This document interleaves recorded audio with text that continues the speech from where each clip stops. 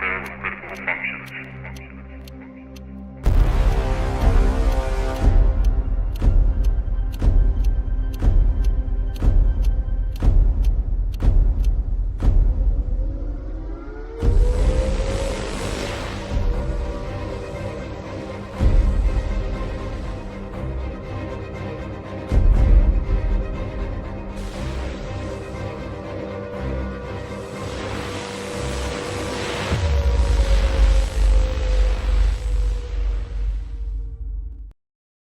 Welcome, everyone. It is time for Wild and Weird Radio Live. It is our Ron. That is Joe over there. And we are sitting around waiting for the sky to fall. All right. Welcome to the show. Welcome to the show. We got a lot to go over tonight. Before we get into that, Joe, let's welcome all these incredible people in.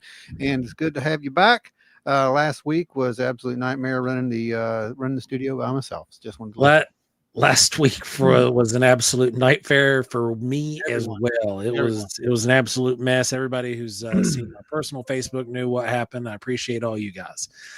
Uberu, what's going on? And then we got Indescribable Octoman. We've got James Nelson, Donna Ho, LR Miller. We got Jordan Booker. What's going on, brother? Let's see who else is in the house. Uberu coming in hot. Thank you. Not much, but a start. Hey, every penny counts. You guys don't understand how expensive some of this stuff is, and literally every penny helps keep this stuff rolling, and it really helps us out. Like you don't even understand. Thank you. Then we've got Jen and Beth and Dark Wolf. What's going on? Ada's in the house. Then we got LR Miller. Thanks, brother. We appreciate you. You guys are awesome. Terry McCullough. We got Ada Cox. Thank you. Aliens and Owls. Aliens and Owls. That's the thing. Yeah. Good to see you. Eyes in the Woods is here. NW Hall. What's going on? Enzo's in the house. We got Deborah Gibbons. Hey, how you doing? Hello, Deborah. Good to see you back. And I think that catches us up. If I missed you, I'm sorry. Deborah. Deborah got a super sticker. Deborah. Thank you. Here comes LW Marshall. Thank you. Listen, guys. So the goal was set. As promised, I have made you a new blessing. It's been a while since we had one. And it was really fun to do it, and I really kicked it up a couple of notches. So we got a special, a seasonal blessing. We have a seasonal blessing, and when we hit our goal, of course, we'll play that, and we will also we're 6 on the way. We're 4 away. I know, right? Yeah, and we'll also kick me into gear to make next week's. So yeah, that'll be really good. Multiple thank yous. By the way, we came to understand some stuff over the past few days. We did a little deep dive and tried to figure out how some of this algorithm stuff works. Yeah. So we're trying to, our goal was 3,000 by the end of the year. I think we can do it with your help. But what it really comes down to is that hype button that no one seems to understand. First of all, a lot of them can't find it unless you're on mobile. It doesn't show up if you're on It doesn't show up. It doesn't show up on lives at all. So what you have to do is you have to wait until it's over, or go back and watch one of our other ones, that's already up there. Because there's only, how many shows is out there now, Joe? Like, oh man, we're over 300 videos just on the YouTube side, and we've got about hundreds more on Audioland. So just go over there to any of those, right? The past couple of weeks or this past year, whatever, just hit the hype button that you see. And what that does, that acts as a voting mechanism. Okay. Yes. So you're voting for Wild and Weird West Virginia. You're voting for the YouTube channel. And then the algorithm sees that and says, hey, these people like this. So I'm going to shove it out to more people. That's what it does is like, it's more than just the thumbs up. It is placing the show on a little pedestal, saying, hey, I think more people would like this. This isn't just me liking it, but I think other people would like this too. And it boosts it. Sure does. It's worthy, and that's what you have to do. We have to get the algorithms to say, "Hey, they're worthy," and it is working to a degree. It's very much working. Every time you guys are doing those, all that interaction with us, that helps too. So just keep doing it. Keep doing what you're doing. We're going to get there. Oh yeah, Terry, we are going. No, 3,000. We're going to get 3,000. I was just hoping for like 14, but 14. You mean 14? 14 subscribers. Oh That's no. what We're moving up. All right. Here comes right out the gate. Thank you guys.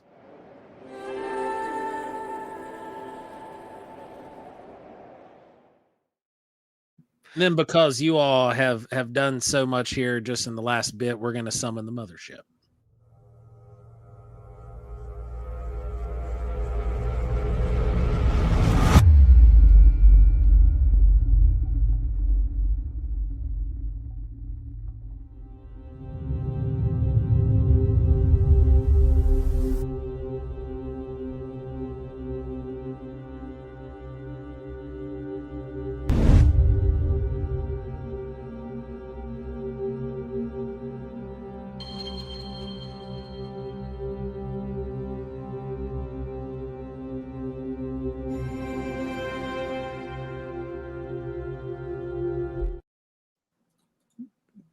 R. Byron's in the house. What is going on? Thanks for welcoming me back. Appreciate it, man. I'm glad to be back. Welcome.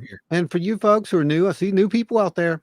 This show is unlike a lot of lives. You can just jump right in and become part of the conversation. You can ask your questions. Doesn't matter what we're talking about. Believe me, we've had detailed conversations on stuff before, and we have had derailments that turned into just amazing conversations. Oh yeah. So anything you want to talk about, that's completely doable. If you got any sightings that you want to report, anything like that, yes, we do those too, right here, right? Just live as live can be. Yeah, that's the way to do it. So we get you guys the real-time data and get your input as well. Yeah, the collective. that's how it works. That's how the collective. Spooky. Spooky. Welcome, buddy. Welcome back. Appreciate you, man. Hope things are going well for you down your way. Guys, if you haven't, go check out Spooky Appalachia. If you haven't subscribed to his channel, definitely go give them a look-see. He's got great content that he's been cranking out there for years. And, it's always good to go support your fellow creators.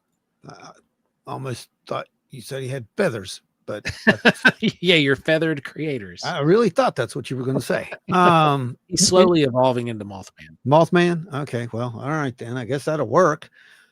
So, I guess we're going to kick this thing off, and we're going to just launch the news because there's a little bit of news, and then we're probably going to touch on the news again later on, just because it's in the way. And, this thing keeps coming up. So let's hit it and do it the right way. He might have feathers. Yeah, he might.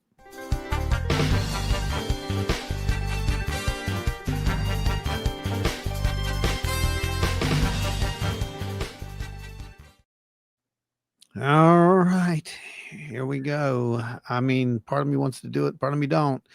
But right? We were very busy yesterday evening, right? Yesterday evening popped off. It got a little busy. It got really busy, didn't it? And on more than one topic. Let me find the one topic that we kind of tracked down and verified and validated. And it's getting a lot of hype, but we're going to try to sift through the hype and see if just both sides of this coin, because man, this coin just keeps spinning and spinning and spinning, and I don't know where it's going to land, to be honest with you, at this point. It really is wild. It really is to keep up with for more than one reason. Yeah. The biggest reason being the current shutdown and everything that's going on there. There's been a lack of information, as you guys have probably figured out. We're talking about 3-Eye Atlas. Oh boy. Oh yeah. So this comes across the wire, yesterday. Yeah. And NASA quietly deploys planetary defense tools after interstellar visitor shows odd light behavior. Okay. that came across, right? Yep. So we're like, okay, is that legit? And we find some more stuff. We find yet more of these, right? Yep. This article originated from the Daily Mail. Let's turn that off for a second And so we can do this. Let me find it. Not that one, bud. That one. Yeah, go ahead. so this article originated here with Daily Mail, and it quickly, literally within seconds, blew up and was spread across the internet. And this is as close to actual reporting that we've been able to get in the last couple weeks. So NASA quietly deploys planetary defense tools after interstellar visitor shows odd light behavior. This story, again, this is by Chris Mellor. NASA has quietly made a major move to defend the planet after the mysterious interstellar object displayed more strange and unexplainable behavior. The supposed comet, now keep in mind the language. Right. Right. The supposed comet, dubbed 3I Atlas, has just been added to the list of threats tracked by the International Asteroid Warning Network, also known as IAWN, a United Nations endorsed group focused on planetary defense against near-Earth objects. IAWN works alongside global network institutions that detect, track, and study near-Earth objects, NEOs, and assess their potential impact to Earth. Yeah. 3I Atlas is the first interstellar object ever added to this list, triggering a worldwide drill aimed at improving detection skills for space rocks and preparing Earth for a potential incoming threat. On Tuesday, officials at IAWN admitted that the object was causing unique challenges for predicting its trajectory and decided that 3I Atlas to be added to the Comet Astrometry campaign. Yeah. So they added it to the astrometry campaign, right? So all that sounds really dire, doesn't it? I mean, it does. It seems like this is, they used the word drill one time. United Nations, worldwide, you know, a lot of buzzwords here. Let me find, here's this one again, right?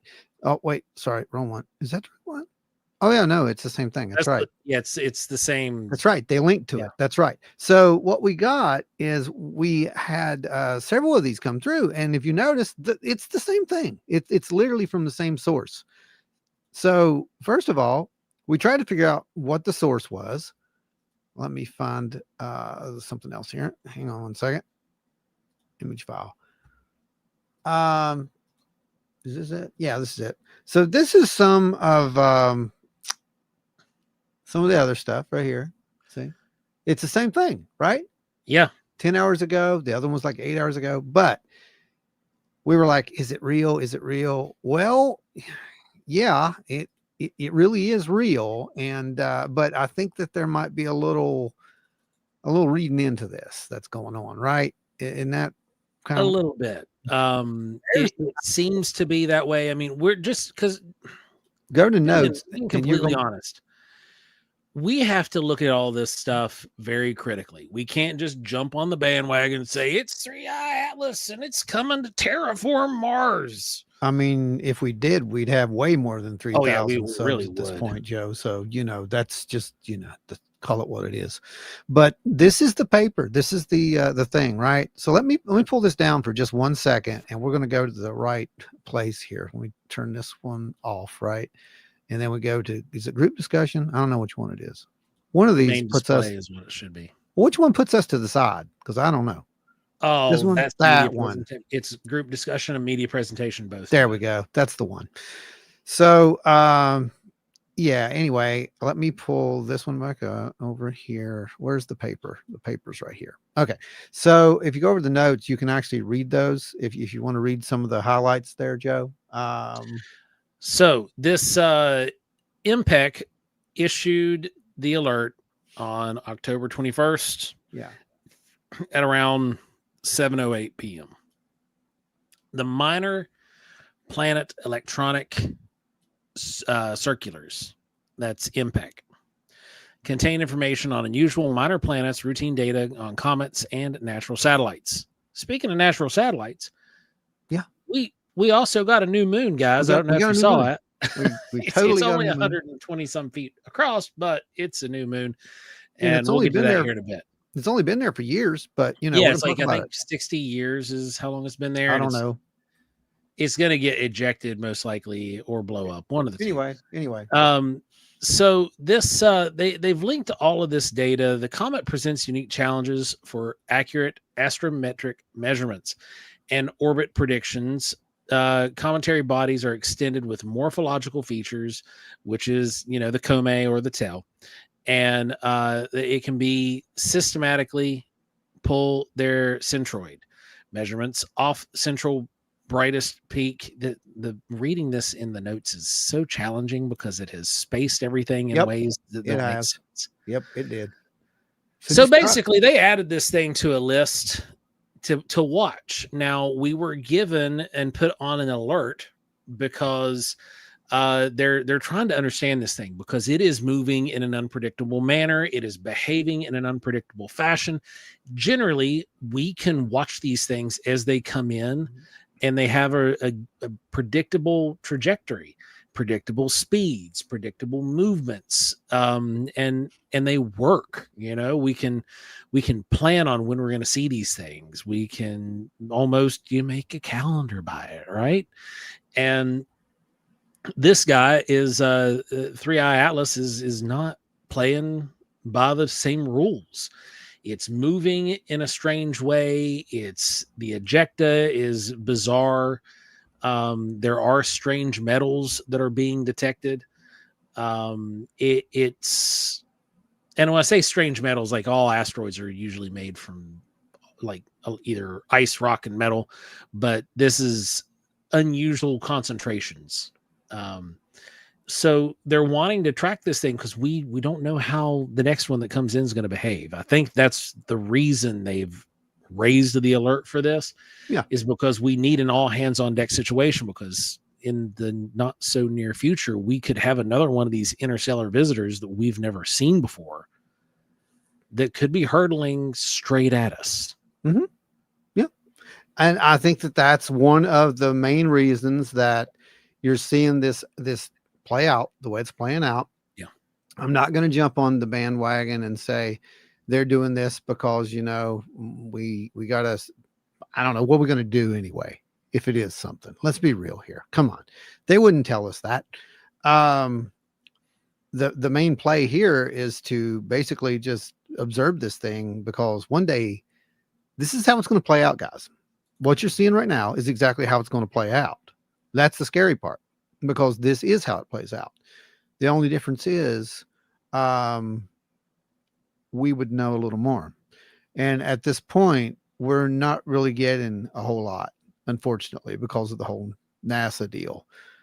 Well, is that part of the plan? I don't know. I'm not going to play the speculation game as far as it goes with that stuff, because you can really go down a rabbit hole.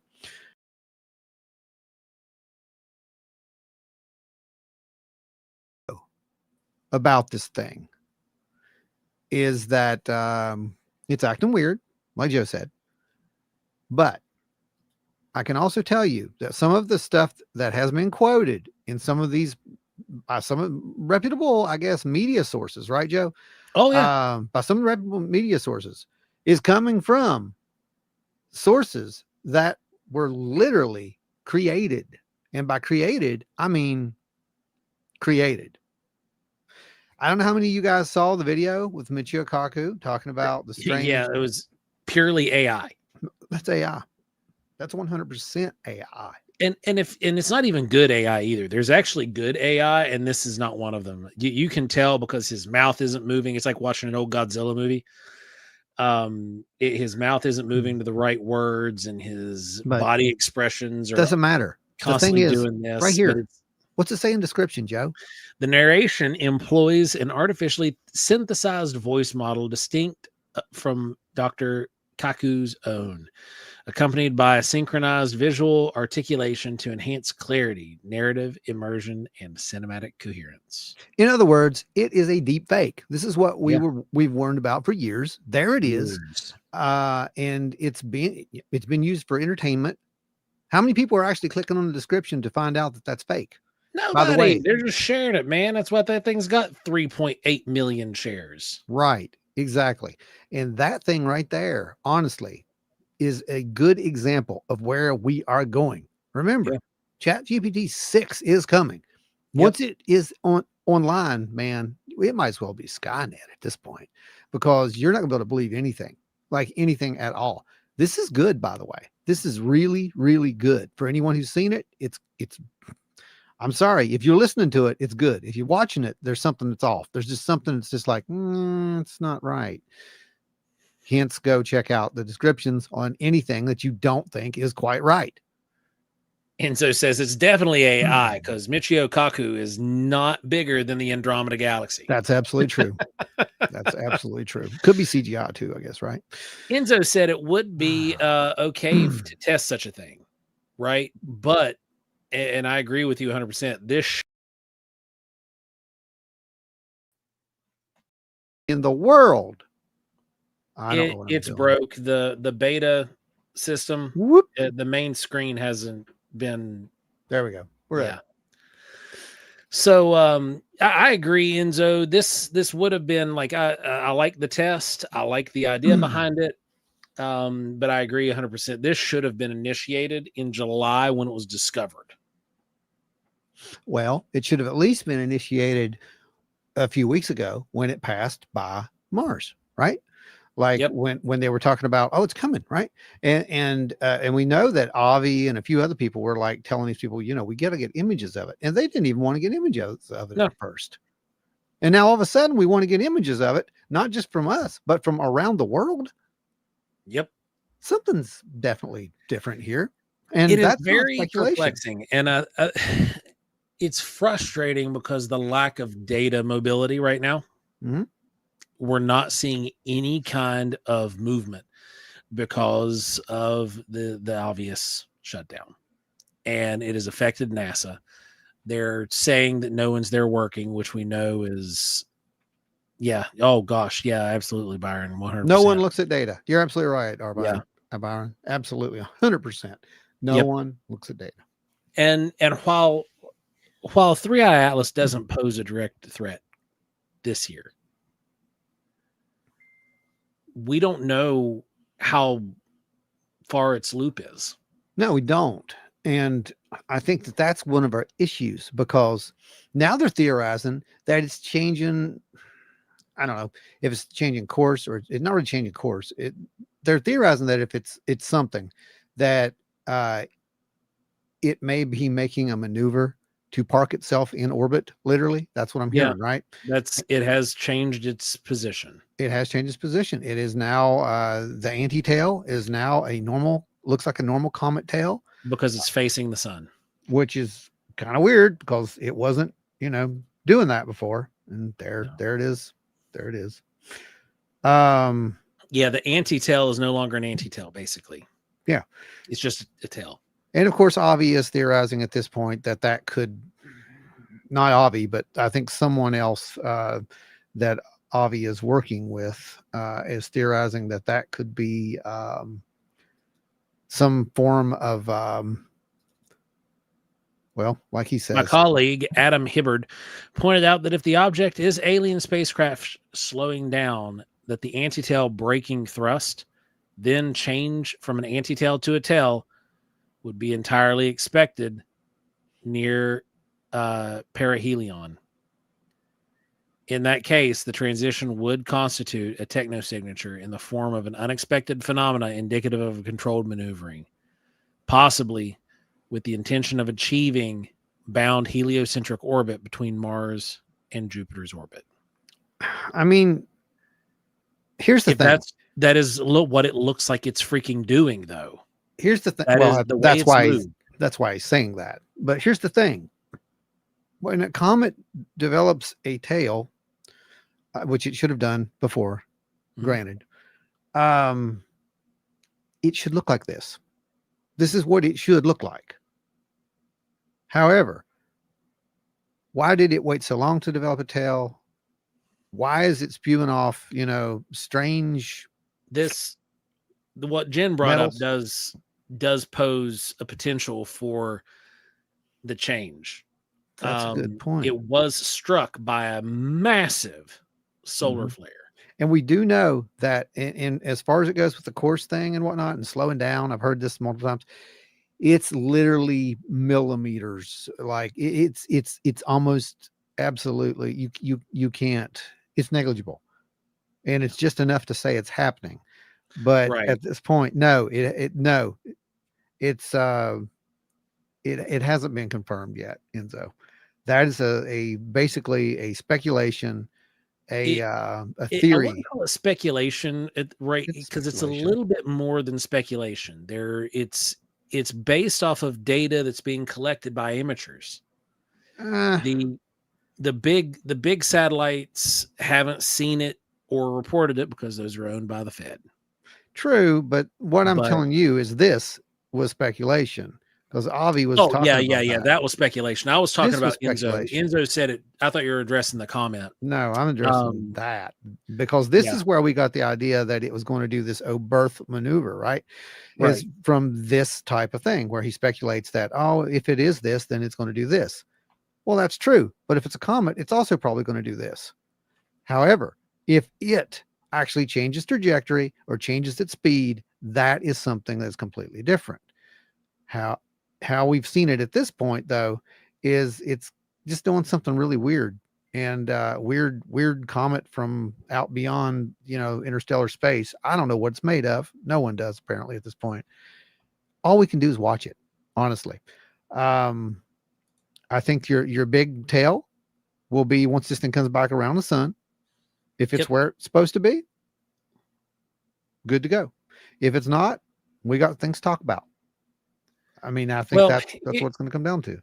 Here's the biggest thing for me as a concern. We do know for a fact that this thing is the 3i Atlas is moving and it's coming in. It's looping around our sun.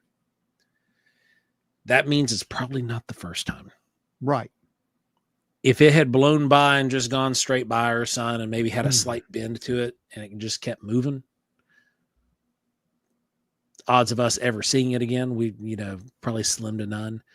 But with this thing coming so close, going around the sun and back out, that means it has an orbit with our sun. Or it was blown coincidentally this way from some sort of, catastrophic event out there. And just pulled in by the mass, and now it's just going to be stuck here. Yeah, it's a message in a bottle, so to speak. It's just floating in the water. And it literally could be a message in the bottle too. We'll talk about that a little bit later. But Linda, I've been following from day one, raising false flags. I don't know. I don't think it's really a false flag. The only ones who's raising false flags are the Facebook pages. I think so too. I'm going to go with that because I've seen a lot of these people who I'm going to tell you what, if they found out it was real, they would shut their pages down and go hide in a bunker. They would, yeah. But right now they're making too much money. But right now they're just loving it, every bit of it. And they love confusing people. And it's what they do the best. It is misinformation. Government don't have to do it anymore. Government, it's the greatest job. Agent John Stone's been out of work for probably 2 years now. And basically what I'm saying is, a lot of the creators are doing this disinformation campaign themselves. And we're only hurting ourselves. Andrew Isom says, I'm tired of all the AI videos popping up in YouTube. Yeah, luckily they're defunding those. They're defunding them, and you have to admit that's what they are. Yeah. So, yes. So it's going to slow down people making them. But that's only on YouTube. See, you still got TikTok, you still got Instagram, you still got Facebook. They allow it. All those guys allow this stuff. But we've got to police that kind of stuff for real. Chris is asking, what's a tentative date to be of interest? I think it was like after the 29th. Yeah, it's after the 29th actually. Yeah. Is when we're gonna really perk up and try to figure out.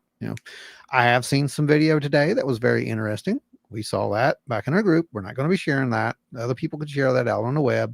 until we have some kind of solid information, you know. But like you said, it's amateur stuff.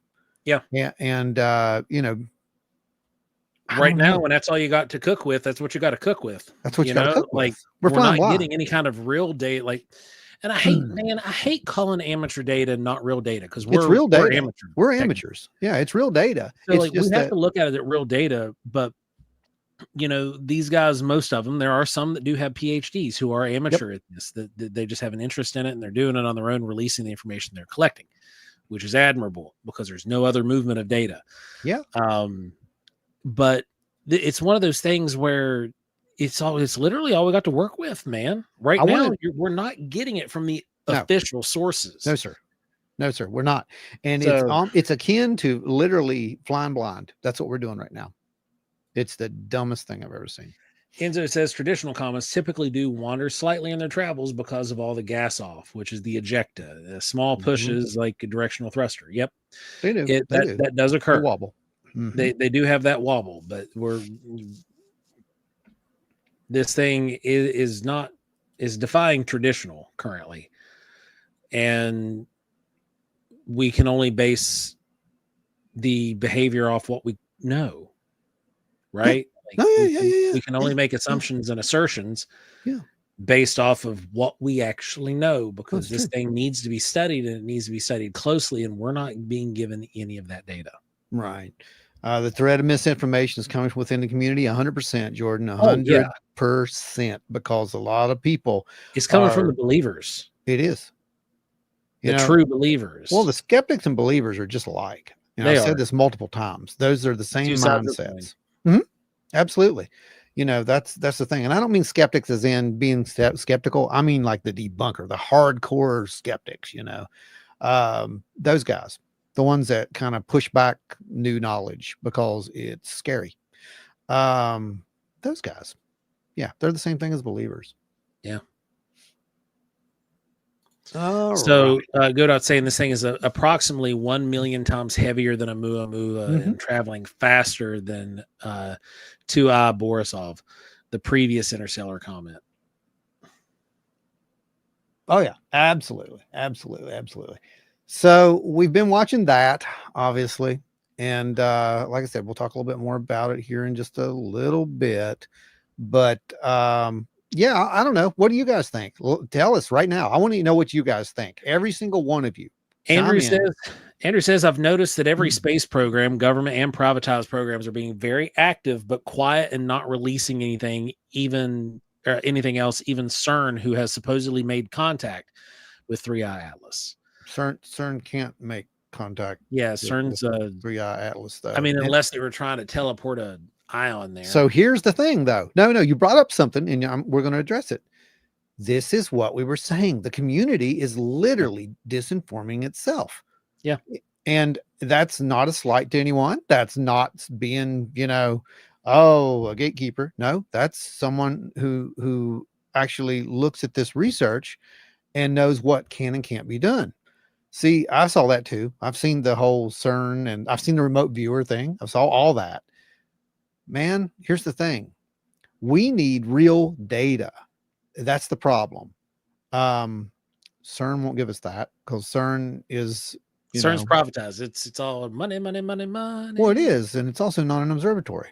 Yeah. So it's not looking at comets. Green Bank, on the other hand. Well, Green Bank could absolutely be, couldn't it? Yeah. Well, according, we actually talked to. We had a meeting today at work. And one of the guys that was he comes in, he is the chairman of one of our committees, and he lives in Green Bank. Okay. And he was told that the eyes and ears are pointed that way right now. Yeah, it should be. Because look, here's the thing. If it is a techno signature, right? If that is something that is giving off some kind of radio waves, right? So that's also been theorized, and it was taken out of context because of its energy output, which is like so many gigawatts. It's ridiculous. But someone kind of looked at that and said, oh, that's a radio signal. Well, it's not really. Hey guys, sorry I'm late. What was that? Prepping for a bonfire this weekend. Oh, okay. Good deal. That'll be fun. Tony says this community has, historically speaking, always muddied its own waters. Gray Barker Yeah. remarked that it's all part of the pattern. Oh yeah, 100% is. I mean, it is. It's a truth. I mean, and I don't like, again, I'm not trying to come down on some of these people. I'm just trying to point to, because some of these people don't know, man. That's a fact. And that's what they're counting on. They're counting on you not knowing. They're counting on you not knowing and blindly hitting that share button. Well, it's that, and they know not just enough to be dangerous. Right. And they know that. And they're convinced of their own brilliance, many of them. Because if you ever try to say anything to them online, God help you. It's just, and this is coming from somebody who does take a skeptical approach to research, but has seen some crap. Right. We've collected real data. But what have we seen? And what are we seeing? We don't tell people what we're seeing. We don't, because we don't know. We just know it's unknown. That's the best thing we can place on it. But there are people who would go out and see and record the things that we've done and come out and just say, this is what it is. They come from here. They've been here for this long. They ate a ham sandwich earlier. They made me some pancakes. Well, they did. Like that's how they would go with it. And it would just, people would eat it up. Yeah, it's true. It's 100% true. Every Larry made it. What's up, brother? All right. Let me close this off over here so we don't get interrupted anymore on that end. Okay. So, believe it or not, there's other things in the news besides 3i Atlas. You guys, who watched Weaponized, the last episode. If you didn't watch it, go watch it. First of all, really good episode. They kind of touched on a good update episode, kind of like what we do. Yeah. And I really loved it. I thought it was just so perfect. And I love the way that George just was, oh yeah, really? That was great when they're talking about the drone stuff, because the drone stuff, we told you it was back, right? Yep. Well, surprise, surprise. We have answers now, guys. We have answers. We know that the drones, all this, wait, we have to go back, because for those who don't know, by the way, this happened, last year, things like that, right? Drones spotted over military bases in the UK. Y'all remember that? The UK, right? You know what else was spotted over military bases?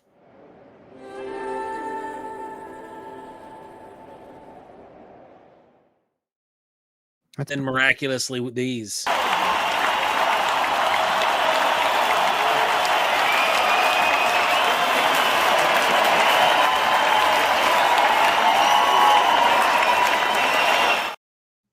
Yeah.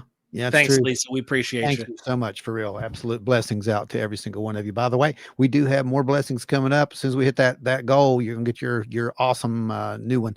So for you guys who just tuned in, if you do not know what we are doing, we are literally right now talking about the whole thing that's in the news, 3i Atlas, but we're moving on now to the drone side of it.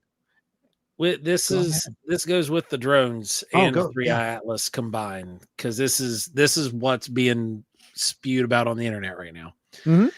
I like how she stated it. I've heard, read it exactly like that. I've heard, which is probably nonsense, that the government is going to use it as a false invasion.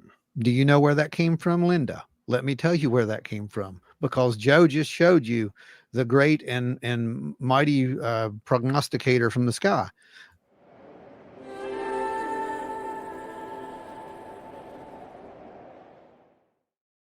That's right, Sky Daddy. And why that came about was because we were doing a report on, of all things, one of the subjects that we absolutely didn't respond to, didn't really say anything about until there was enough evidence to actually go into it and show what it really was. Yeah. And that was Bluebeam. And the truth behind it, like that's what we do. We like to look at the actual truth behind these things and see where someone kind of manipulated that truth and turned it into something else. And that's exactly what happened with that, by the way. There was a program. It wasn't called that. There was a program though. and it was a hypothetical program. It was never gotten off the ground, anything like that, right? But this one guy, Sergio Monsat, I believe, I can't remember his name, a guy from Canada, I believe Ontario, Ontario, is that right? I can't Yeah, remember he where was he's from. in Ontario. It's all in my head. I don't remember. Yeah, But we did a whole episode on it. yeah, there's a full episode that tells you about all you need to know about the truth behind the whole thing. And what it comes down to was there was a group of people who are not very kind to other sects of people. Wouldn't that be right? Yeah. That would be the best way to put it. That's the best way of putting that. I'm not going to go any further than that. But they're not very nice people. And they wanted to blame those people for a lot of things. And so they decided that basically to come up with this story that there's going to be a one world government. And that one world government is going to be started from a fake alien invasion. Unfortunately, there's a lot of people who just spew this out nonstop. So-and-so said this. Dr. Werner von Braun's secretary said this. Everybody said this. No one really has any proof that anyone said this, by the way. But yeah, so what it's come down to is it got mixed in with a lot of quasi-religious banter, right? Themes, Antichrist, fake alien invasions, taking over the world, New World Order, blah, blah, blah, all this stuff. And that's where it's from. Is there going to be a fake alien invasion? Probably not. Is there going to be an alien invasion? Probably one day in the future there will be. Yeah. I mean, all signs point to that being a real thing, just to let you know. What's going to hurt us is that when it's announced, everyone's going to think it's a fake alien invasion. That's going to be the problem, because that's what happened to the boy who cried wolf, right, Joe? Oh, 100%. Yeah, you cry wolf so many times, nobody's going to listen anymore. And this whole false flag narrative on so many fronts, now people see false flags everywhere. Yeah. And eventually, when the real red flags go up, everybody's just going to go about business as usual until it's too late. No, it's real. And, like, I know we come on here and we try to breathe some some sense into the nonsense, right? That's what we try to do. And Blue Beam Messiah, blessings in the name of the Blue Beam, hearken not unto these unbelievers. Yeah, thank you, Blue Beam Messiah. Bless you too. So here's the thing, guys. We try to cut through all this stuff because it's scary. Okay, it is scary. We live in a scary time. Let's be 100% real right here. But we create that scariness ourselves. We create all that anxiety, all that paranoia, all that doom scrolling. Where do you think it comes from? Yeah. It's the NWO, baby. It's just too sweet. Yeah, there you go. So here's the thing. We need to look at this stuff objectively, and that's what we do. We come in here every Thursday. We look at this stuff. And I'll tell you this. We're not those people who sit around and say we're 100% right. We're those people who say, if you show us the data and it points in this direction, we're going to repeat that data at that point. Hey, Ashley, you just missed the Blue Beam talk. Lucky you. Yeah, you did. It's what summoned her. She heard it. She did. She heard it. That's what it was. It's funny because she did that before too. That's funny. But now, like, here's the thing. Yeah. Is there a deep shadow government that is controlling a lot of stuff? Yes. I think, and that's not conspiracy theory. That's not belief systems. The data is pointing us in that direction. The data didn't just point that direction. The data has been evident since Kennedy. Good point. But Tony Breeden says the NWO or Zorp and Cargon entering the cage match. You never know, man. You never know, man. You just never know. But yeah, so there are these things, entity that is very much likely deeply involved, if not just flat out the military industrial complex that it really just controls everything. Right. And why does it do that, Joe? To take over the world? Money, control. That's exactly what it's for. That's exactly what it's for. Money and control. So if we keep you afraid enough, we're gonna make a lot of money, right? If we have, because now we can defense our way into your bank account. There you go. How many people, how many enemies do we got to have to, build this or build that? How many of these weapon systems do we got to sell to do this or do that? That's what it comes down to. According to the latest breakout news, mm-hmm. a whole fleet that can be stacked on top of a shipping container freighter of drones that are unmanned and just can go anywhere. Yeah, that's right. They don't need a runway to take off of. They already are mounted on these pedestals that just aim them down and off they go. Yep, that's right. And that's just the ones that we know about. Yeah. So guys, let's keep hitting that share. Let's keep hitting those emotes. Let's keep hitting, everything we can hit to get the algorithm out, to get this stuff out here, because, it's just the two of us out here. It feels like at times trying to breathe sense into the nonsense, and it's an uphill battle, and it's really, it drains you. I mean, that's the fact, but I'm not going to sit here and, watch my friends worry about things that probably are never going to happen, or at least when they do happen, we'll have a good idea and warn you ahead of time.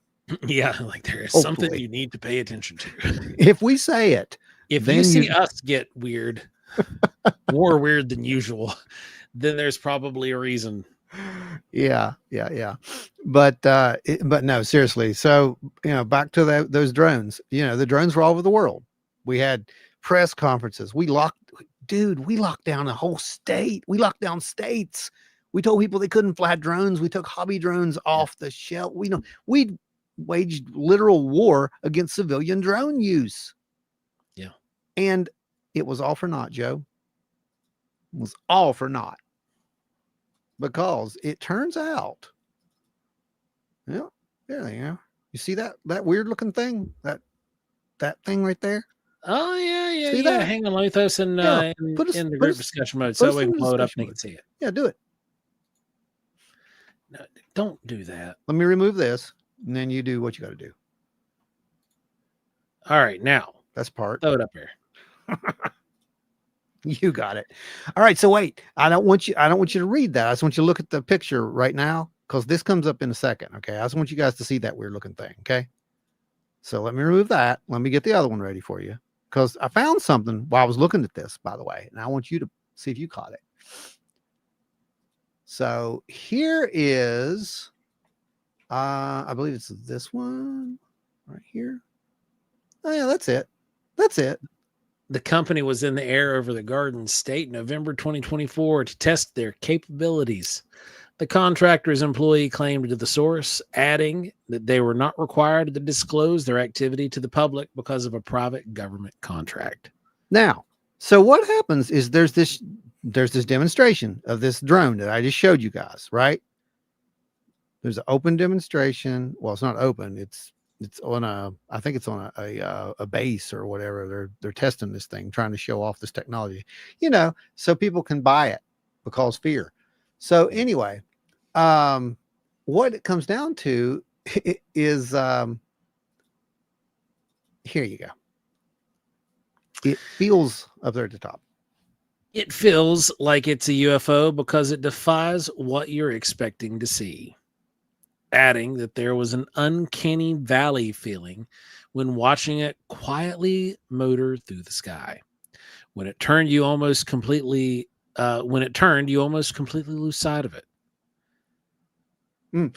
So these guys are there, and this one's bragging about, this company that made this thing, and saying that, well, we were apparently responsible for the New Jersey drones. They literally take full responsibility for the New Jersey drone incident, right? That's what we saw. Yep. However, read this, Joe. Read this, because this is telling, and I don't see anybody really reporting on this part. California-based aviation company Pivotal told the Post that the aircraft was black, and I can't see the rest. Hang on. Oh, hang on. Read that. Yep. was their Blackfly EVTOL at the event, but insisted that they had no connection to the New Jersey drone scare. Yes, the vehicle in the photo and video is our Blackfly, and it was taken in the wild at the Fort Rucker demo. A spokesperson for the company wrote, "Our manned aircraft were not involved in the reported drone events." November 2024. Yeah. So we've got us what you would call a lie. Someone's telling a lie. Who's telling the lie? When you have a source that is telling you they work for a contractor versus having the contractor themselves say it, like, was it a whistleblower? Unreal. Is that the case they're going to run with on this one? And, I don't know. And the company's trying to save face or what? I have dude, you got me. But what we do know is that there is no way that is what was flying all over the world, and still is, apparently, because, you know, they're still out there. Yep. Yeah. And if anybody's not seen the Blackfly moving around, it's actually really interesting. Brandon says, yeah, sure, not connected at all to the drones. Burns documents. The Blackfly is actually the manned craft. Like, it's the thing that's the flying car, the Jetson car, basically. I mean, that's what it looks like. It looks exactly like that thing that they were trying to work out for a while. But what really gets me, guys, and what really burns me on this whole thing is you're sitting there saying that this is the answer. And if you knew that all along and you're letting things like this happen, you remember this? You remember this? Because I remember this. Iranian motherships. Remember that? You were really going to let someone do this and kick off a potential powder keg? And you knew what the answer was? What in the world?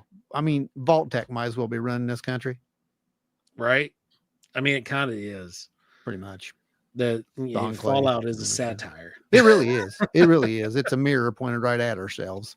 Yep. Happy Fallout Day, by the way. Oh, it is. Happy Fallout Day. Yeah, I completely forgot about it. I would have made an animation. I'm kind of bummed. Well, anyway. So yeah, we had that in the news, and that was a big deal. So let's hear you guys. I want to hear all of you now. Weigh in on this. You going to believe that? Are you going to take what they're saying? Ross Perot and the chicken farms. I mean, that's kind of looks like him, right? It kind of does look like him if you just rewind time. Yep. If you rewind time, man, I don't know. So anyway, yeah, get your votes in there. I want to know what you guys think. Is that plausible? You believe one unnamed contractor apparently created the entire drone scare last year? Come on. Okay, Deborah. Not all over the entire world. There's no way. Yeah. What's that?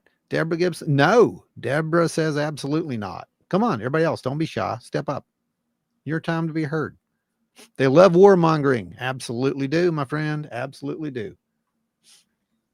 All I can hear is Ozzy in my head. War pigs. We'd be better off with the Brotherhood of Steel running it. Yeah. For him. Right. Oh, geez.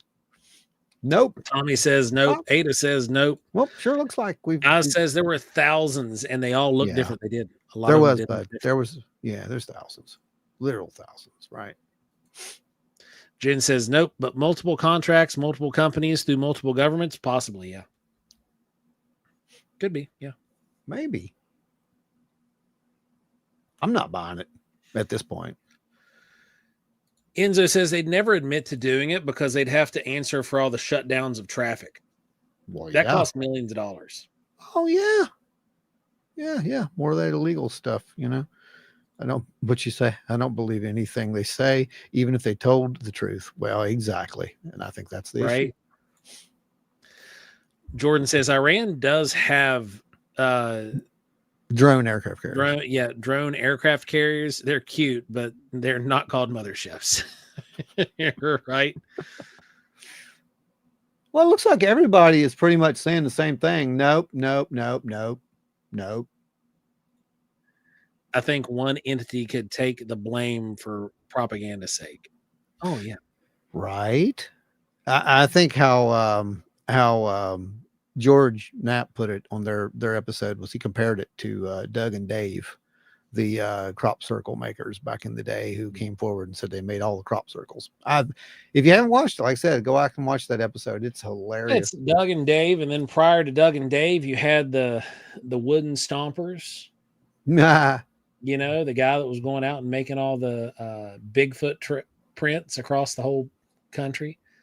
Well, it's just one person. One person did that. Just one person doing it all, yeah. Jordan says, I would speculate that when this became popular, many civilian drones jumped on board to participate in the trend. Oh, they were. They were. And there were some of them there were videos of them being took down. Linda Sigmund says, it's like the crop circle thing where they're supposed to be done by these two guys. No way. Old Doug and Dave. Yep, that's them. Larry says you can't believe anything anymore. I don't believe anything. Question everything.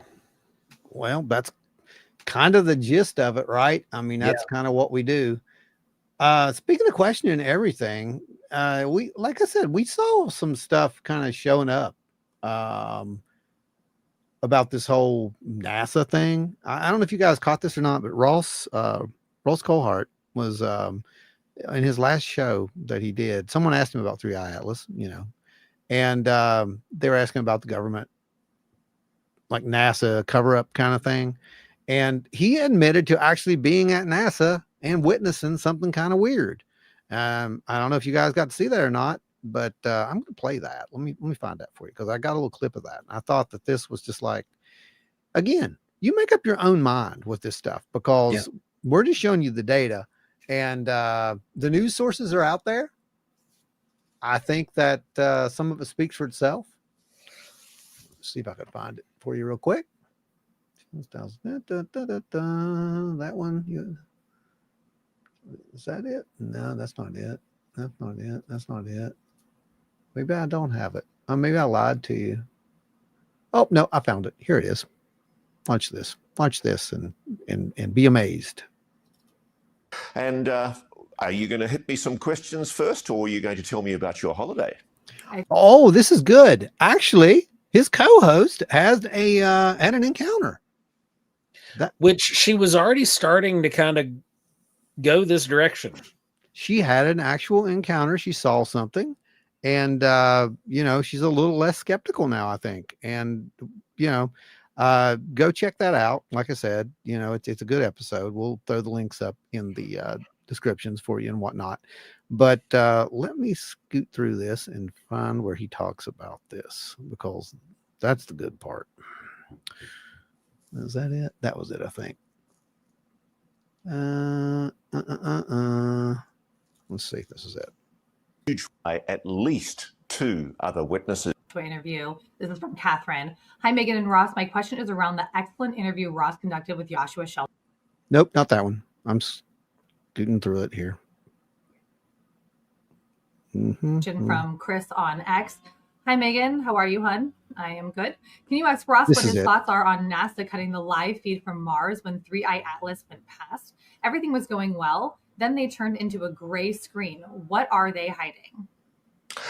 It's funny. I never believed any of the NASA conspiracy theories until very, very recently. I always thought it was nonsense that NASA cut the feed. And I now realize someone is cutting the feed, because I've seen it. So he's seen it. All right. Have you seen this yet, Joe? No, this is, I haven't had a chance to catch this. Oh, check this out. This is great. This is absolutely a great one. How many of you guys have seen it? If you've seen it, like, chime in there and say, yeah. But if not, hold on to this, because this is something. I've actually seen it happen. I can't comment one way or the other about the 3i Atlas feed being cut, because frankly, I just don't know if it was, I assume that there was a disruption. And look, disruptions do happen to transmissions obviously it's a big thing to be able to receive or send a transmission across space. So it wouldn't surprise me at all if occasionally there are disruptions. But I'll tell you my story, which I have told before, but I was invited to tour as a VIP the Marshall Space Center when I was giving a speech at the Huntsville Scientific Coalition for the Study of UAPs 2 years ago. And it was a great opportunity, and I remain very grateful to the local director of NASA on location, who very kindly ushered me around with the wife of another former NASA administrator, Mike Griffin. And while we were on location in the viewing room, where there's a huge bank of video feeds from the space station, the International Space Station. Okay, so he's talking about the space station. So Yep. and we've heard stories, right? We've heard stories. We've heard stories. We've seen alleged video. Yep. Cutting feeds and whatnot, right? Yep. Okay, so I'd love to know when this was and all that, but here you go. We were looking at the feeds with the director of the Marshall Space Center talking to me with his back to those screens. And there's the control room for the receiving of signals and control of the space station to my right that we're looking at through this glass window. And as he's talking to me, Rebecca nudges me and goes, "Look."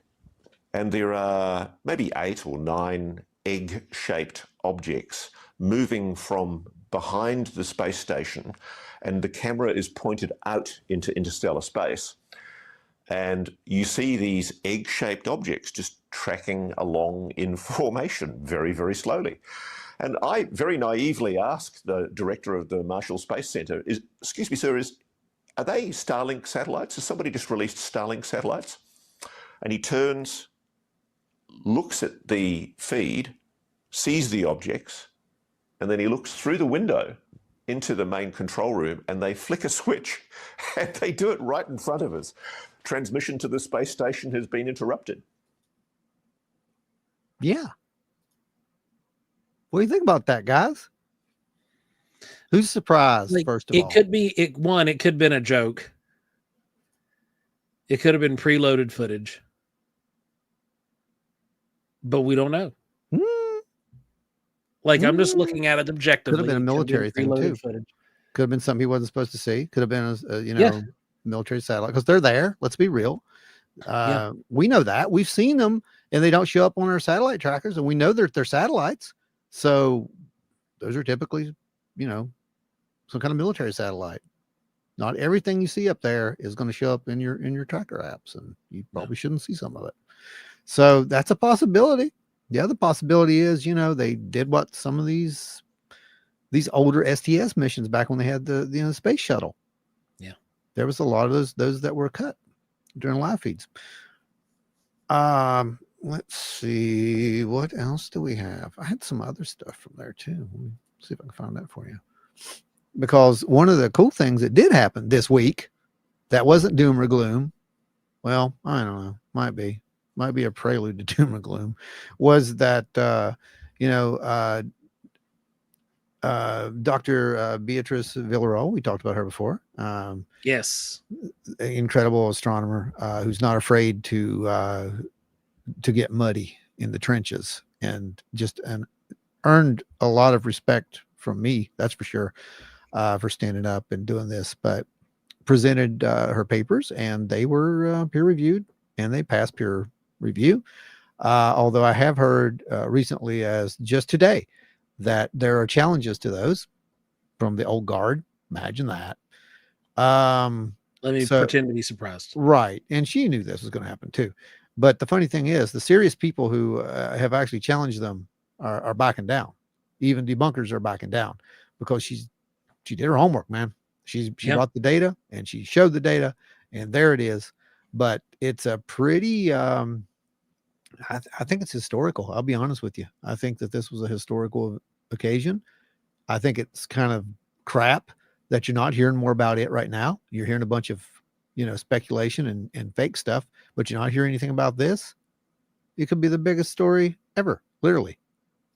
Yeah, I mean, with all the biggest takeaway is that there are over 10,000 unknown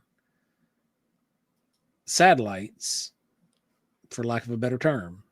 Yeah. In lower Earth orbit. No, these are far Earth orbit. These are they're in far orbit. yeah, these are geosynchronous. Yeah, oh, they're geosynchronous. Okay. Well, which is even so better. Yeah, it's 10,000 in geosynchronous orbit that we know of. And it could be much higher.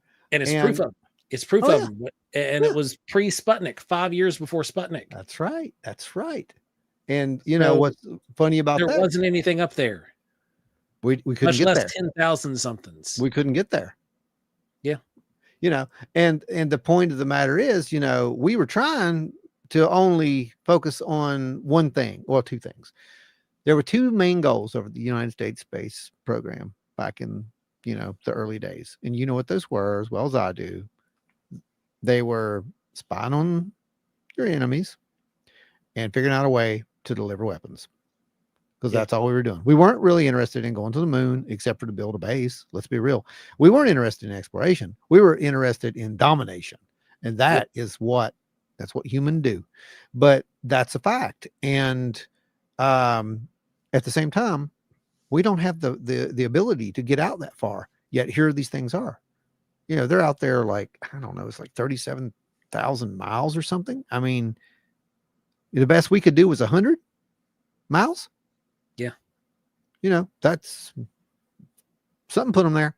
And if she's right, you know, we're talking about, you know, hundreds of thousands or possibly, you know, of these things. I don't even know how many. She doesn't even know how many. But what's really funny about it to me is, you know, she just is flat out, you know what, if you don't want to believe it, that's cool. But for those who do want to do it, you can do it. And here's how you do it. And she gives you pretty much the roadmap to go and prove this yourself. Yeah. So the other thing that she did, I thought was interesting, Joe, was that when he asked her what, you know, to speculate with him, what do you think these are? She didn't go out and immediately say it's extraterrestrials. No. She said this. Beatrice, I'm going to invite you to do something that scientists don't normally do. I want you to speculate. Okay. There's obviously something that you've captured that was there in the 1950s. What do you think it might be? What's in your mind, a plausible explanation for what those objects might be? So there are different plausible explanations. One is maybe that there is something we don't know about the human civilization, and maybe we had a few rounds already, and so maybe there's a prior human civilization that was wiped out, as people like Graham Hancock talk about, you know, the Younger Dryas 12,500 years ago. Maybe there was a prior human civilization, and a lot of these megalithic monuments we see on the planet are in fact remnants of a previous, possibly human civilization. I mean, what are we going to say about that, Joe? Yeah, I mean, what do you say? There's a lot of speculation to be had there. We have all these stories of decimation, creation, decimation, creation. Yeah. We just did a whole show on it just recently, like 2 weeks ago. Right. I mean, so, it's plausible. Mm-hmm. What I would say, my very first thing that I would say to do, let's go get one. She kind of did. She's even, that's what she's working on. Yeah. She knows where these things are. And in the previous show, when we addressed her, the release of the paper, that was what they're like. We know where they're at. We're going to get one. That's what they want to do. We're going to go catch one, see what it is. Yeah. That's kind of what they want to do, you know? And I think that's the direction. And I think that passing this and getting a little bit more credibility is going to go a long way to doing that kind of thing. I mean, we already seen Avi, you know, he raised enough to go out and dredge the ocean and find those little micro things. Everybody's forgot about this. Remember the thing that he went out and found a couple of years ago, the ocean expedition? That happened. No one's talking about that anymore. They're not. And then all those strange metals. Yeah. You know, it's a potential that it could have been an air burst that liquefied, but it could be something else too. Could be something else too. Goda said it would be a tragedy if humanity once had a cure for baldness and now I can't have it. I can relate, my friend. But, you know, I thought the funniest thing, guys, was the fact that there's the ancient alien thing right there. I mean, she didn't say it, but she did say it. And then just like last 2 weeks ago, I think it was, Tucker Carlson breaks his I'm not going to talk about UFO rule and gets Tim Burchett on. And guess what they talk about? For an hour, a solid, like an hour UFOs. out of an hour and a half episode, an hour of it was dedicated to UFO phenomenon. It pretty much was. He was talking more about it than anything else. Yeah. And, you know, I'm no fan of Tucker. I ain't going to lie, but, you know, I thought it was interesting that, you know, Tucker asked him, you know, the same question. Well, what do you think these are based upon what he knows? You know, he can't say a lot. And just what he says. I got the clip of it right here. Watch this. Watch this. I think there's something else out there. I do not think we are the best that God can do. Now, is there something here as you know, proposed to me with these deep sea areas? I don't know. Has something been here? And if something's here in these deep sea areas, has it been here for, you know, thousands of years? And that's the other question. That's what, you know, these folks in the Navy kind of, and I have to be real careful. With the folks in the Navy, what? That I've talked to about this undersea type. And what have they said? They said, we don't know what's down there. And they said, we think there's a reason that they're over these deep sea areas that we cannot get to.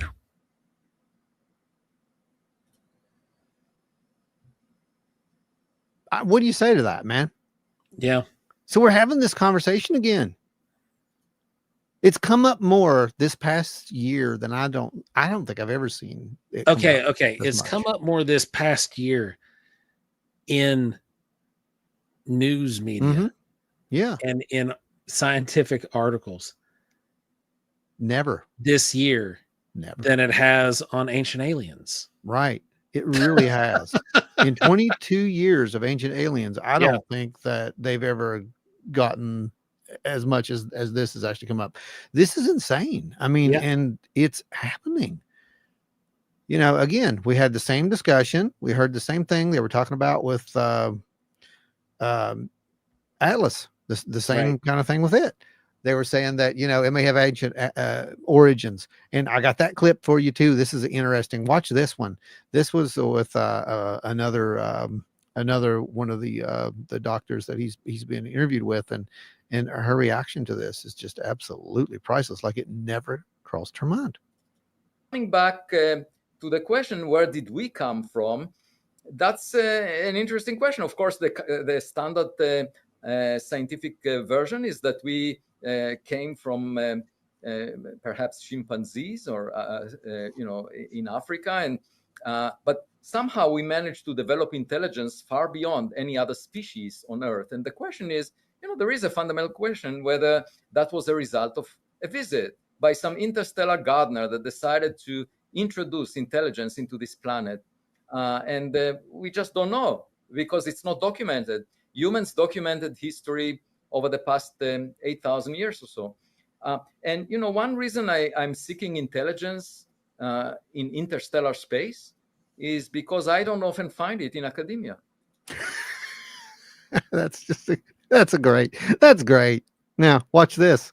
I've been under the assumption that the process of evolution, the way I was taught as an undergraduate in graduate school, was accurate. Am I supposed to entertain the possibility that there was an interstellar visit from a being that inserted intelligence into our evolutionary DNA? It's possible. And let me bring another possibility. You know, we think that 66 million years ago, there was a giant rock the size of Manhattan Island that killed the non-avian dinosaurs. What if that was not a rock, but some giant thing that collided with Earth to reset the biological life on Earth? Yeah, I mean, and that's been postulated before by several theorists that, you know, the had dinosaurs been allowed to stay, Mm. that it would have been real hard. I mean, I'd Yeah. prefer that planet, honestly. Like I would go and work at Jurassic Park right now if it became a real thing. And but it's a situation where could we have coexisted or become the I guess the apex on this planet had we had, let's just say, sizable competition? I don't know, man. Did you never watch, the Flintstones? I mean, we would have probably been able to do some of those Flintstone things, right? Like the dino vacuum and great inventions that we just missed out on, I think, because We did. of that It- asteroid. I fear that it would have been probably more like Land of the Lost, though. Oh, well, that'd be all right though. That'd be okay. I'm okay with that because I think everybody, I don't know, you guys all right with that? You like Slee Stacks, right? Right? I love hope- me some Slee Stacks. like Some some Slee Stacks. reptilians. And reptilians, man. They've always been there. That's Yeah. part of the the part of the lore and the myth, and we can kind of see that we created that ourselves. We discover more that we don't know. Therefore, our curiosity leads us to keep digging. I mean, it's kind of true. The problem is we have people who think that they do know and they know everything, and that's the issue. Says no pity, nope. Dinosaurs, nope. I'm afraid of roosters. Can you imagine if they were 50 feet tall? Yes, Yeah. and it would be amazing. Yeah, I mean, how many people raise your hand, chime in? How many people have been chased by emus?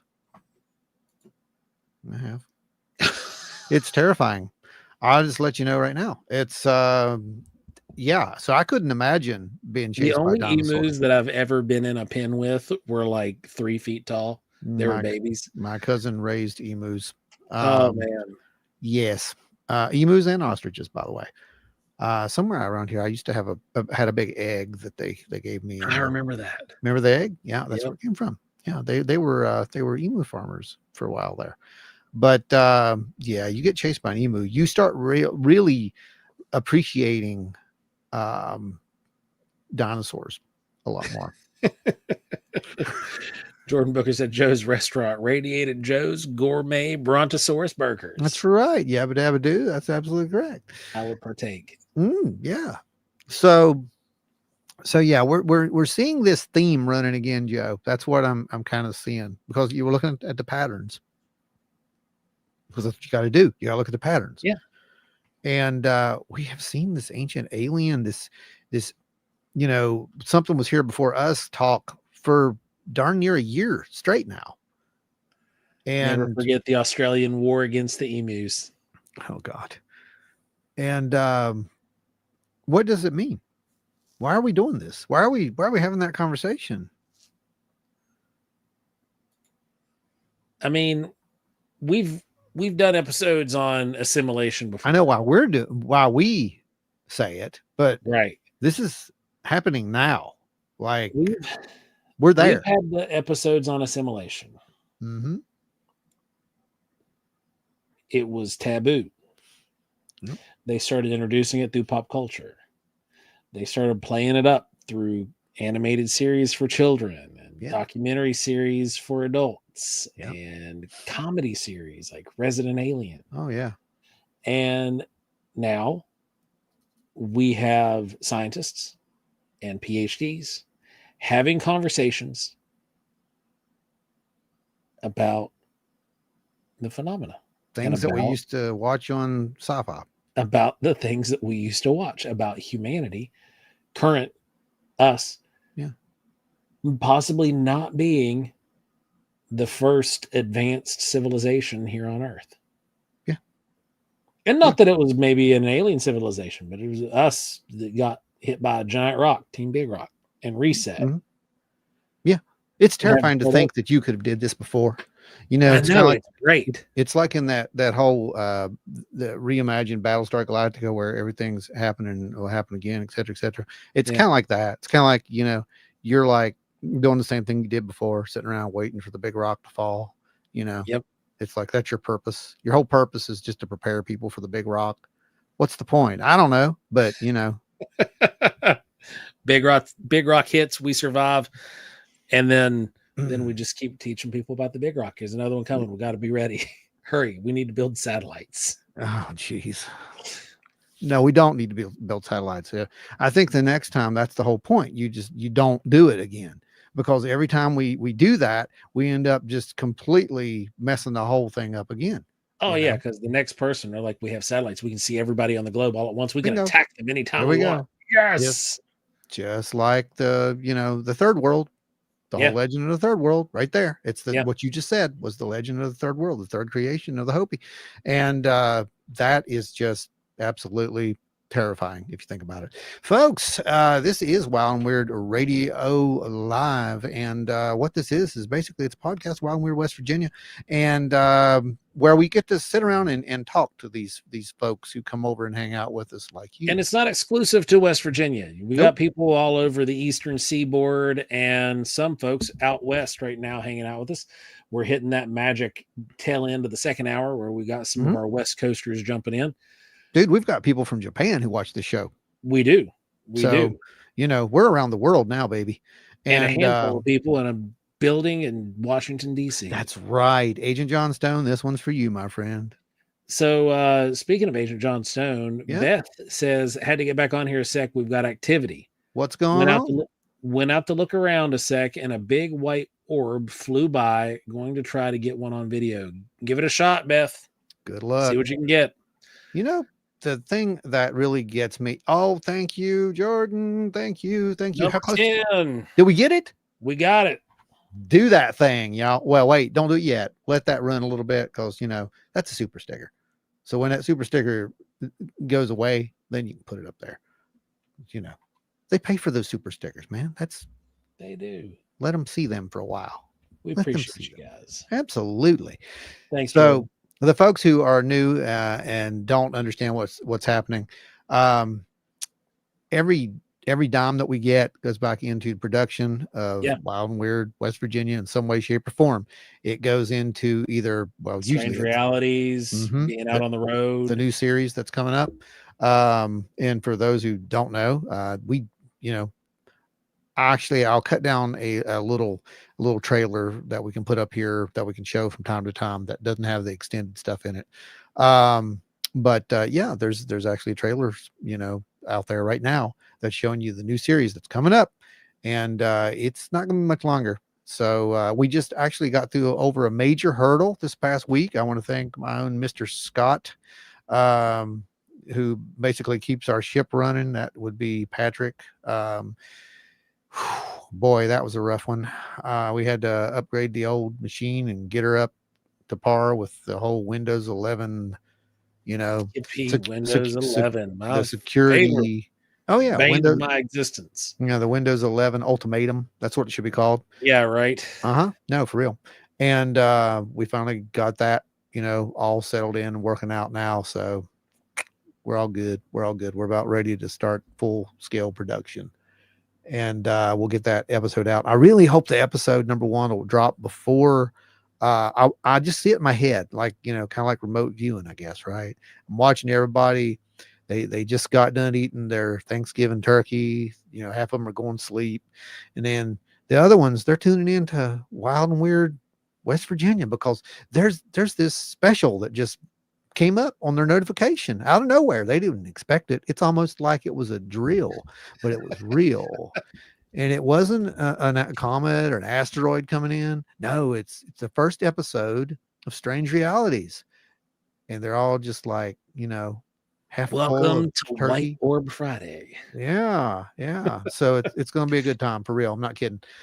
So yeah, make sure that you are subscribed. Make sure that you are, hit that notification. Sometimes it kicks you out, by the way, just to let you know. So make sure that you. It does. It takes off your notifications. I did look into that, and if you do not go and watch, it's like they'll give you 20 notifications, right? And if you ignore 20 notifications of a video, it pulls the notification bell. It doesn't remove you as a subscriber yet, but it will pull your notification bell if you're just not going to that channel.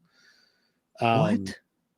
Donna says, I remember when I was a kid, our neighbors had cockatoos and one had no feathers. That sounds like the one that lived in your basement, Ron. I told my mom, Mama, that bird looks just like a dinosaur. Maybe dinosaurs were giant birds. Well, they were pretty much. Yeah. Yep.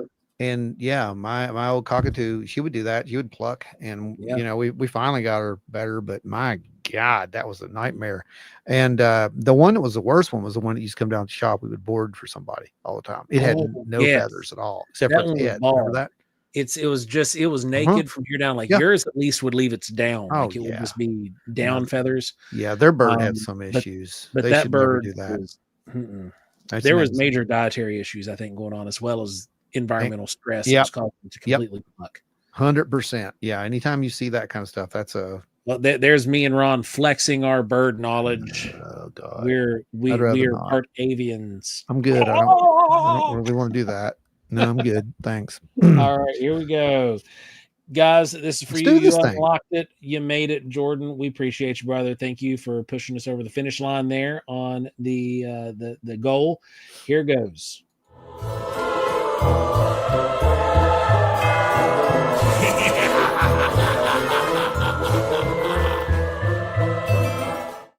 Yeah. And that's Ron's laugh. That's really Ron. I can. It wasn't actually. It wasn't you. I promise it wasn't. No. That sounded just like you. I know, right? That's crazy. That's why I used it. I'm like, oh, this is great. I should have just said, yeah, it was, but no, it wasn't.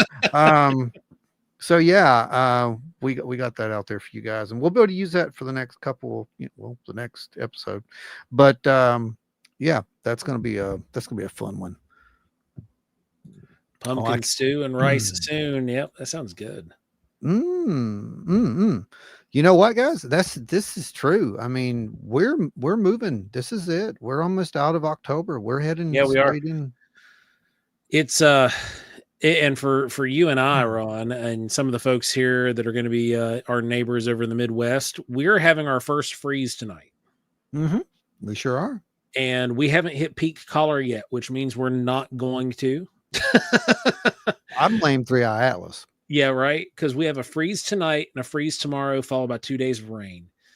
And that essentially what that is going to mean is that next week, regardless of the collar on the leaves, they're all coming off. Yeah, they're gone. So yeah, it's going to be a not so pretty fall as far as it goes. Yep. So, if you want to get pictures, now's time. Go get them fast because they're gone. I mean, yeah, do it tomorrow because you're going to get tomorrow, maybe Saturday a little bit, but it's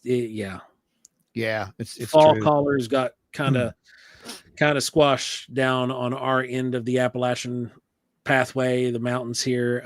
Folks up north, they had beautiful collar earlier this week and last week, but stupid comet, man. It's comet. Yep, this happens. It happens sometimes. No, it's comet. It did it. Because it's comet. Yeah, man, it's comet. Don't you remember when its anti-tail turned into a tail and it's now free? Instead of boosting its ejecta towards us and artificially warming our fall, it is now turning the jets off and getting cool. I mean, it could be that, or it could just be winter's coming. Now we're gonna go with the comet thing because that's gonna get us more follows. It will. You're right. I'm so sorry. I gotta keep remembering. We gotta get to that 3,000. You're right. You're right. Yeah, folks. The goal is 3,000 by the end of the year, and somehow we're gonna make it happen. All right. So absolutely. I do know that this November we do have, a show coming up that's gonna be pretty fun. And we do, yes. And that'll be a really good one. And then you know what's after that, Joe? Well, what's after that is the poop log. That's right. It's poop log season. And for everybody who don't know what the heck we're talking about, and that's usually a lot of the new people. And you know what? Bless every single one of you that sticks out for this and sticks around, because I know when they do get over that initial hump of the Sky Daddies and the weird jokes, and for some reason they come back. I don't know why they come back, but I'm just glad that they do. Donna says, you know what's weird? Do y'all remember for the longest time when someone with the pseudonym Men in Black used to interrupt just about every Thursday night? We haven't heard from the MIB in months, have we? Right. Been a while. They were already, their funding was cut prior to the shutdown. Yeah, they won't be back Now for they're long. Yeah, I wouldn't say they'll be back for a while, probably, honestly. Brittany Ratliff heading to Watoga next week. I'll be out of touch of any news. It's also supposed to rain all week. It is. There you go. We were actually looking at the potential to go up there. We've got we have a farm about half an hour away from Watoga, and we were going to go up. We were thinking about maybe taking a trip up this weekend, but it's supposed to rain and it's going to be freezing cold. So we're gonna not. But while you're at Watoga, it's always wet out at Beartown. But while you're out there, go check out Beartown if you haven't before. You're only going to be about a 10-minute drive. It has there's some exclusive sandstone there that is only found in that region, and really, really cool geologic structures. So go check that out if you get a chance, and you might see some really cool mushrooms while you're there if the frost doesn't nip them. Yeah, that's true. That's true. We're almost done with the mushroom season, aren't we, as far as it goes? Yeah. The woody mushrooms are the only ones we're going to be seeing. Yeah. Now, I've got a couple pieces here since we're just kind of BSing at the moment. We don't BS. We never BS on this show. Right. Dead serious. What's wrong with you? What do you guys think? These are old. These are apparently very rare anymore. What is that? Are those meteorites? Yes, they are meteorites. Oh, those are meteorites. Check it out. Is this Campo de Cio? This is Campo. I thought that was a Campo de Cio. I could see it from back here. These were they're my last two pieces. Wow. For the Starfall series of the original Starfall run. Like we did 5, and we had 2. We had these 2. I'm thinking of making one of the Starfall necklaces to go into the giveaway. For our next event. That's nice. And what the Starfall necklaces are, it's a chunk of meteorite on the end, and then it tells a story on the way out with pieces of volcanic rock and petrified wood, rutilated quartz, and then back to the volcanic, and then real wood beads, and it goes all the way back up around the neck. You know what's missing though? It's missing the human bone beads in the middle.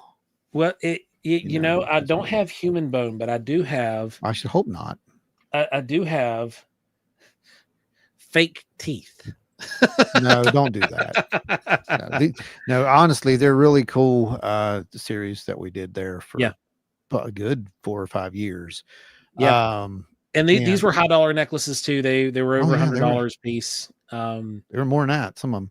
Yeah, there was a couple of them that were really high end. But I'm thinking about doing one of those for a giveaway because I've only got 2 pieces left. And based off the rock show and what I was seeing at the rock show this past weekend, the Campo pieces, just the pieces of Campo, they were tiny. They were maybe they were maybe that big pieces, and they were $80 just for the piece, not on jewelry. It was just a sliver of meteorite. Yeah, it's that market it goes up and down, man. Yeah. I don't think it'll be worth much here soon though. I think there'll be a lot of meteorites. No, we're not going to bid on them live, Byron. It'll be a free giveaway at the meeting. No.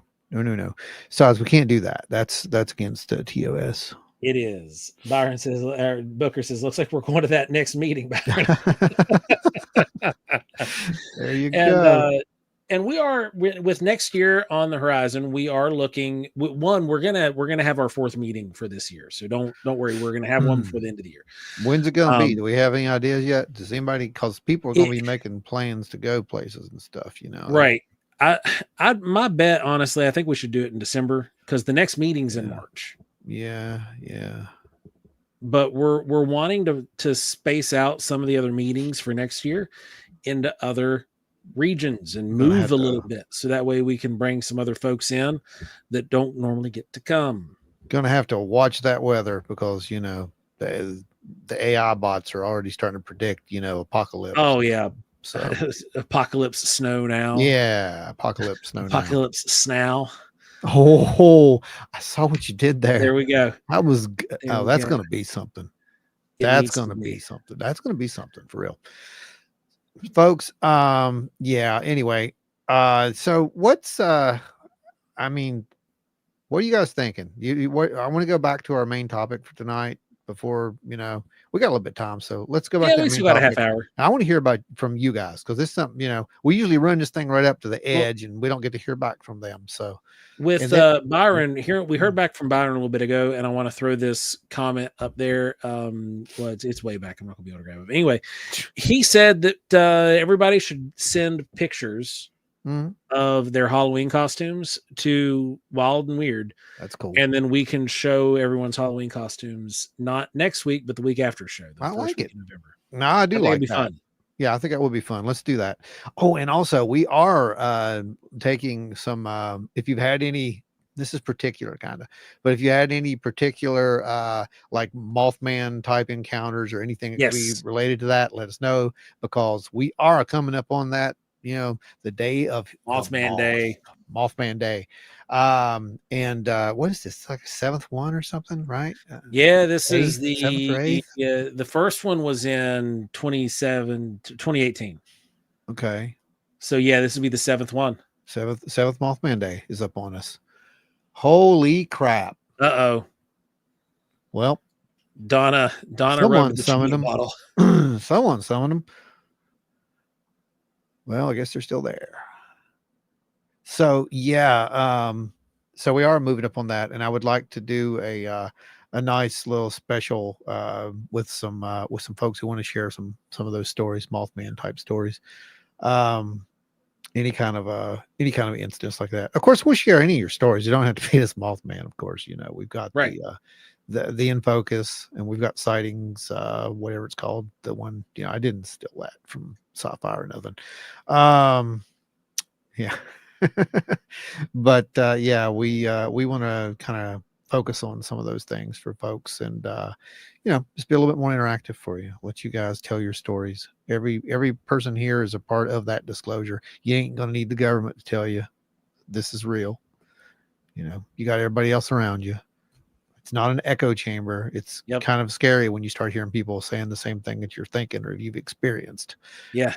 And then you got to figure out what that's all about, how that's even possible, right? Because there's only two options: external source or internal source. Godot's saying the SpaceX timeline for Moon is delayed. NASA considering Blue Origin as a plan B. Oh, really? Interesting. Well, you know why that is. We were warned off the moon again. Told us to get our bags and get them off. I can tell you that's what happened. How should we share pics? Send them to this email address. Pop that email address up there, Joseph, so everybody knows where to send those pics. Send when you get your when you get your Halloween pictures, send them to that email address below. Yeah. Right there. They'll land in there. We'll get them downloaded. We will throw them out there. I think we might have to send somebody. Like we should let them vote. That's what we'll do. Oh yeah. Because and then we'll just give them a prize of some sort. I don't know what yet. Something. We'll come up with something. It'll be worth your while to do it. So go out there and get dressed up in your best, whatever. It doesn't matter. It Remember when we used to do that with RTDS and at the Halloween Reptile Expo? Oh God, yeah, those were fun. You remember the Fallout one we did? Yeah, because it's Fallout Day. Yeah. But yeah, that was man. amazing. We decked out the entire booth. We turned the whole booth into a merchant stand, and bottle caps with RTDS on them. Yeah, that's right. We did the whole thing. That one was so much fun. Somewhere I still have those photos. I found them not too long ago, and yeah, it was just amazing the amount of work that went into that stuff. And we did Willy Wonka that one year. We did the Willy Wonka and had mutant Oompa Loompa. Yeah, that's right. I've got blackmail photos of you as an Oompa Loompa. That's correct. I do. Yep. They are terrifying. They are absolutely terrifying. But no, it was really fun, and I think that's the kind of thing that we need to Yeah, let's do that. Let's try to get some more fun to these folks because they built this place.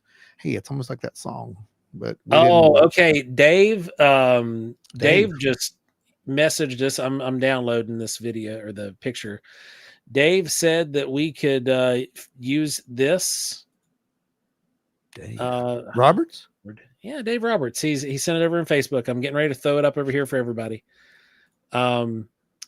Where? Here it is.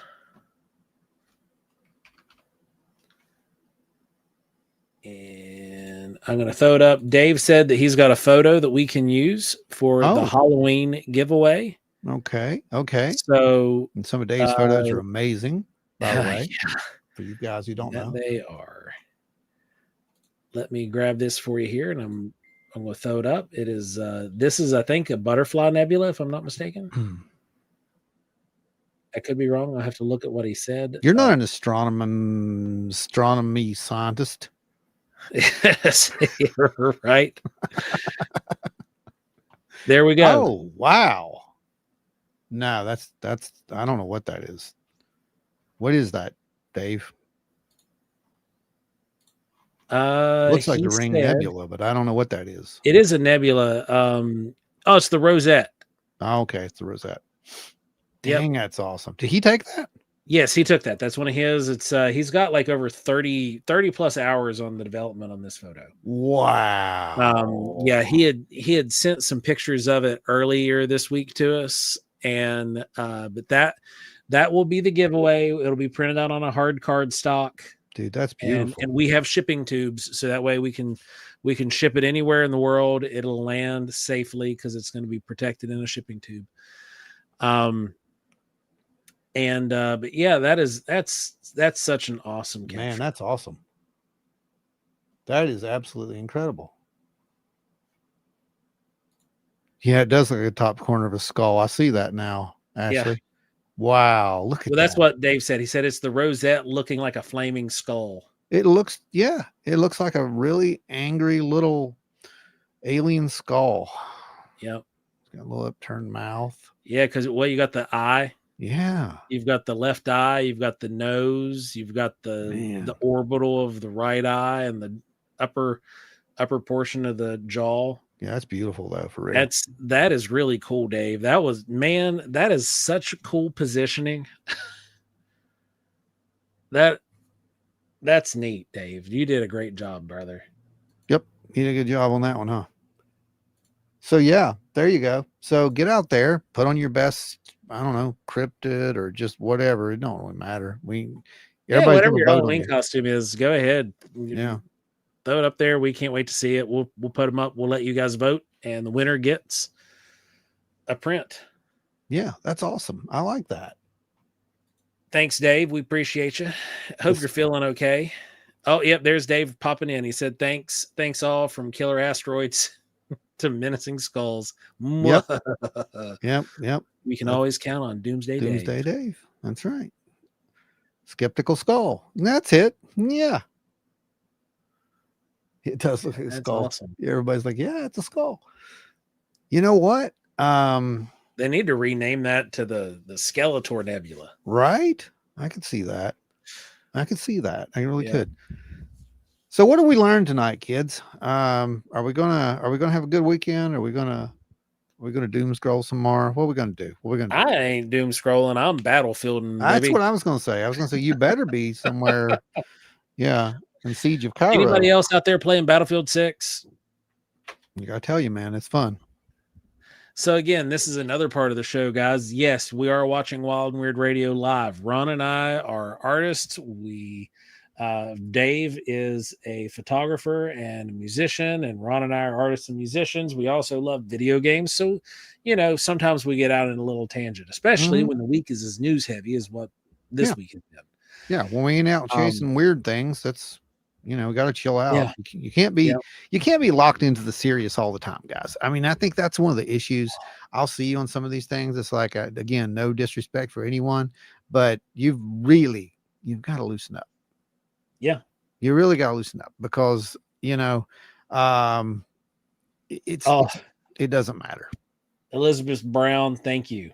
What? Art Bell would have loved all this. Oh wow, those are high marks. I don't really say about that one. hope you would. Yeah, I don't know what to say about that one, but well, thank you. But yeah, we're we get into some really, really sticky territory. We get into some heavy news. And we also like to hang out and have fun. And one of those ways we can do that here, beyond being here in this community, is linking up through some video games. So. Yep, we do that. Get excited and really get excited, because I'm hearing, Joe, on Fortnite we've got at least another 9 days. 9 more days. So Mothman's got to drop within those 9 days, or they're just not going to drop him for Fortnitemares. And I want to tell you what, if that happens, it's going to be a bad mistake for them. If it happens, then that means the rumor I heard originally might be true, that they'll drop him on the anniversary. That would be amazing. But he's supposed to be Huggy Wuggy dropped tonight. Okay.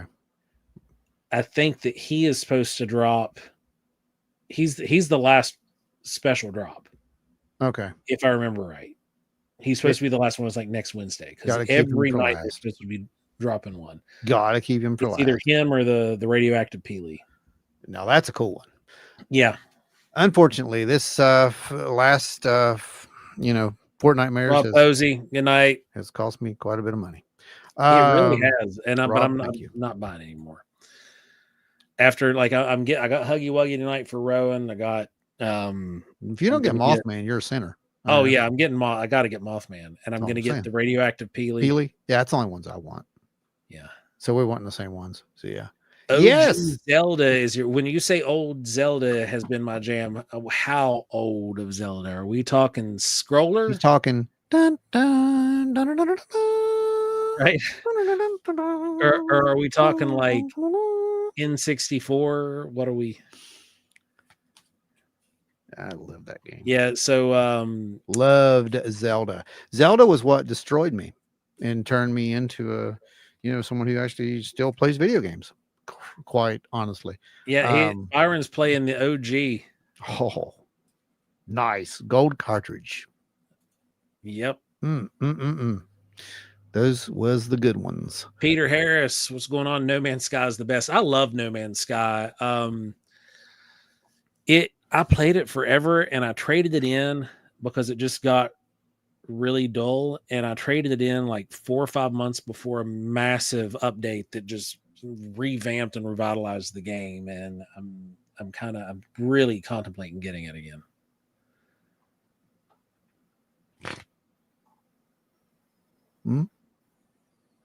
Then let's see. You all know you wanna. Uh-oh.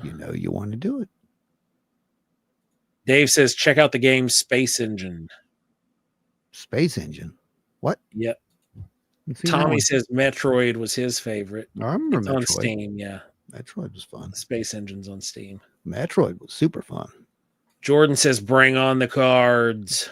Here we go. For those folks who do not know, this is that time in the show where what are you doing? No, you can't see through the cards. This is the time in the show where we bring out my Illuminati eye. I saw what you were doing. You quit doing that. You'll get us banned. Circle. No. Okay. Anyway, I had to do it. No, we're not starting yet. I got to tell people what's going on. Y'all chill out. Hold on. I'm going to cue up the background. Yep. Cue up the background. Y'all cool down. Cool your too jets. Excited, Ron. Cool your jets. Reverse your trajectory like 3i Atlas. Okay.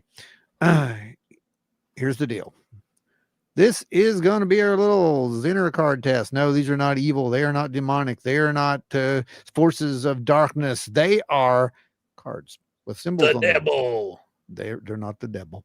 They are cards with symbols on them that mean absolutely zip, except for to you people, because you have made them make sense and mean zip. So it's not really the Zinner card test anymore. It's just our version of that. Speaking of which, those cards, custom cards, Should be finished into production here very shortly. I'd say within the next couple of weeks, just to let you know. Nice. After that, we'll let you know what's going on with them and all that.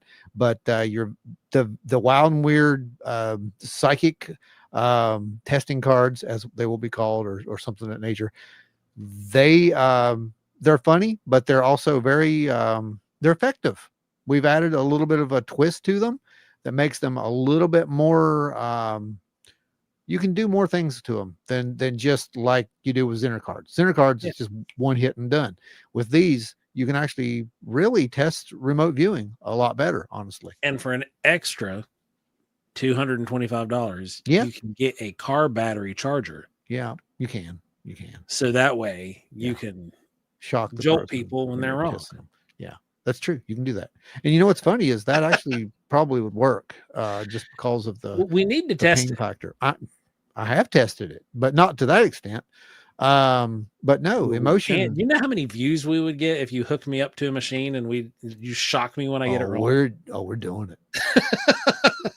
How many people want to see me shock Joe in the Zinner card test, just like the old Dr. Venkman thing?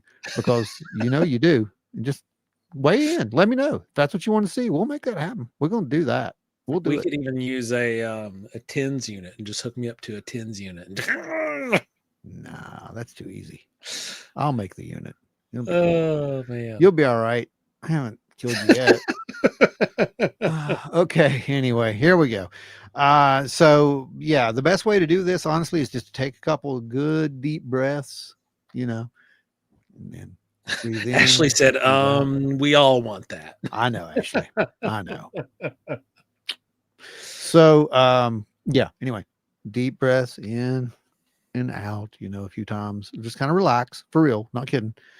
And what I like to do when I do these things, you just kind of close your eyes and you say, I'm going to be looking at the card that this is when I open my eyes, right? Or when you snap your finger, or whatever you give yourself, a visual cue or any kind of audio cue, anything. And whatever comes to your mind right then, that's the card you say. Like right now, I just did it. I know what I think I know what it is. So anyway, I got my card. So what do you guys got? Go. 35 of you. Get involved. Get involved. The more people we got, the more we can summon. No, I mean, no, that's not right. That's not right. I'm watching them roll in, guys. Watch them roll in. Make sure you star that so you know where I did. I got the to. first one starred. Okay, good deal. Linda was the first one to drop in. Copy.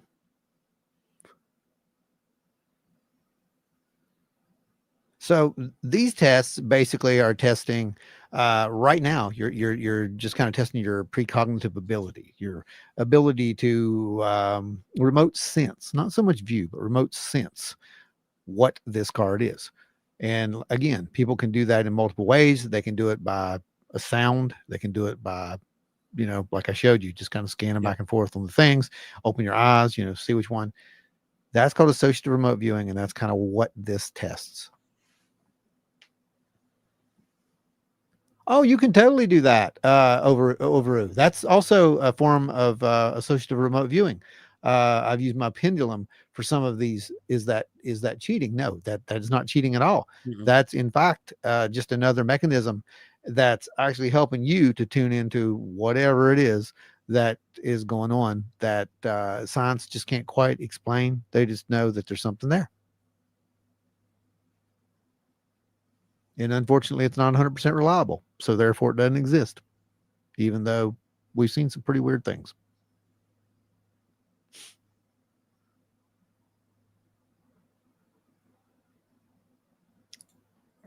Testing a 20% stochastic probability chance on binomial distribution curve. Okay. Angelic Crusader. Oh my God. You actually said squiggly lines. Angelic Crusader, you are amazing. They're also new and they have not been contaminated by the bacon. Yeah, you haven't been contaminated by the bacon clan. But don't worry, they'll get to you eventually because for whatever reason, everyone thinks that that's bacon. All right, let's get it.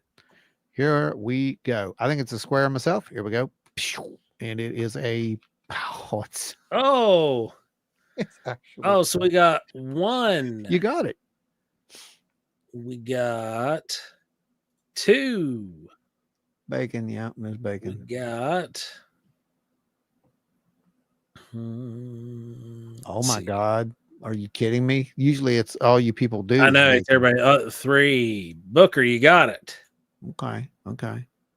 And Linda got it right out there. And Linda guessed it at 9:49, way forever back. So that was before we even pulled the cards out. No, the cards were up.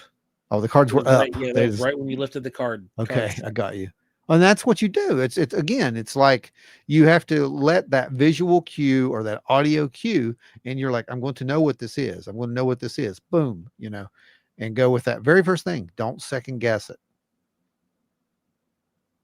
Actually, I thought squiggly lines was a joke answer because I'm so used to the bacon. Oh my God, you people have good job, guys. Good destroyed the credibility of everything. I guess I'll be eating bacon at 10 p.m. tonight. Man, I like to have some bacon. I would totally eat some bacon.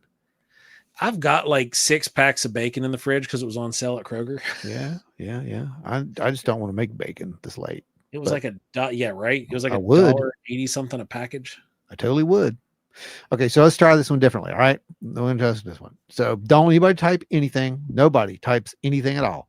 If you type, I'm going to disqualify you. No, I'm not really. I'm not. Well, really Jordan, you're disqualified. No, you're not. I'm just messing. So anyway, listen, guys. Here's what I want you to do. For real. Pay attention. So what I'm going to do. This is a test. This is only a drill. I'm going to smack this card. Hear that sound? Heard that, right? Okay. So what you're going to do when I smack that card, you're going to tell yourself, when I hear that sound, I'm going to know what that card is. That is the only card that you type in. That is the symbol that you type in. Okay. Don't overthink it. Just as soon as I hit the smack, that's it. All right. Ready? Here we go.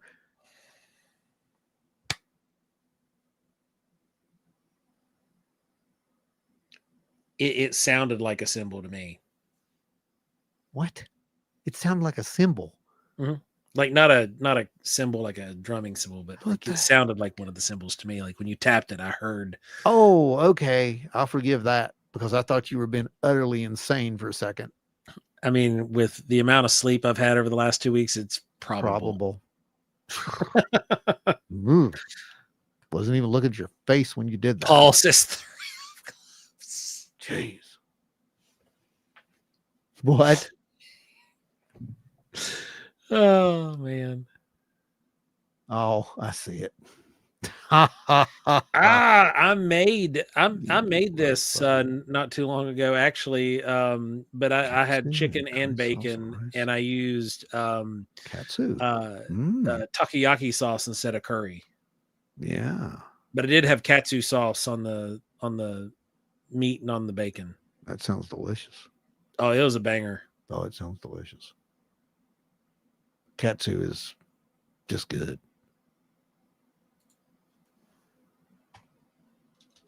I know, Godot, it did, but unfortunately there isn't one in this set. So try again. That's what I thought it sounded like. Weird, right? That's what. Okay, so the weird thing is when I did that, that's what I saw. And I shouldn't have because I know what these cards are. So one of you guys is in my head and then it got out to everybody else. So stop it. Consciousness is a weird thing. All right, are we ready to turn this one over? Because we know what it's not. There you go.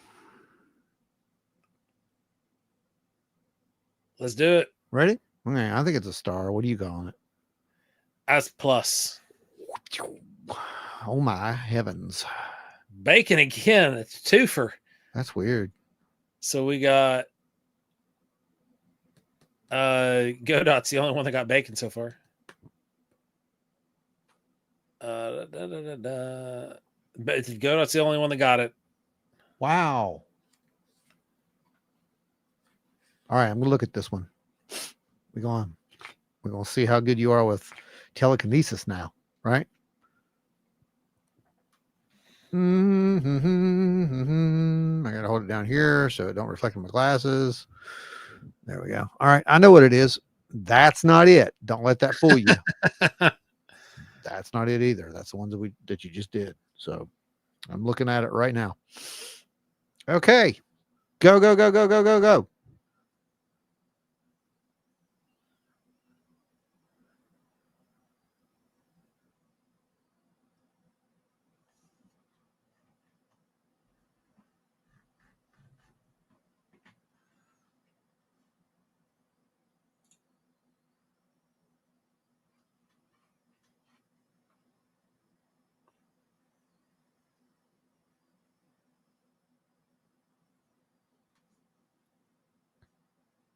Keep them coming.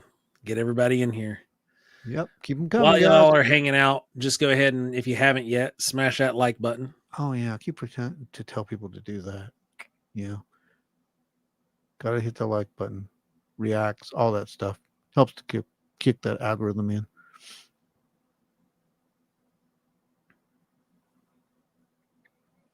All right, Larry Potter. Larry, Triangle. I swear. Triangle square. That's in the special set. So, you folks who who are funding that, you're going to get your wish. I'll just tell you that. That's a spoiler. Jordan, when I watch this episode the day after, I get them all right. It's amazing, right? There's something about it. I don't know how that works. All right. Y'all ready?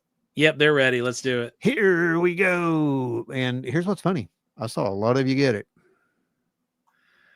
All right. Starting from the top, we got 1, 2, 2. 2. I thought it was more than that. In my world, there was more. Alternate universe. We had a whole lot of circles and stars. Yeah, I guess so. Well, I tell you what I saw there was Angelic Crusader. Pretty good track record tonight. Track record tonight. Yep. If you consider yourself, possibly wanting to be, I don't know, shocked, give us a call. Give us a call. Test subject. No, for real. You guys did a great job. We're like I said, the new set will be coming soon, and the ones of you who got in on that, you're gonna love it. That's all I can tell you is you're gonna love it. So it's got definitely it's definitely got some art. We only did 3, so missing 1 is acceptable.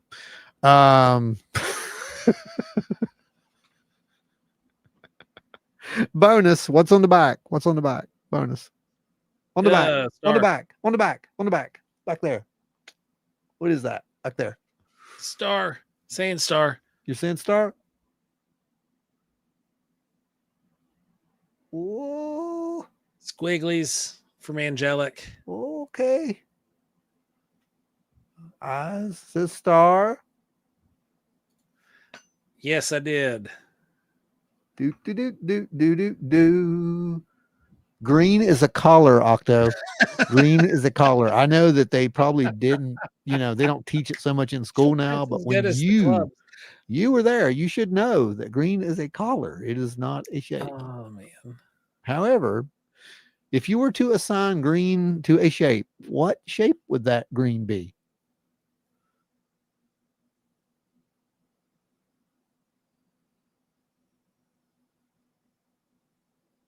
Oh, dang it.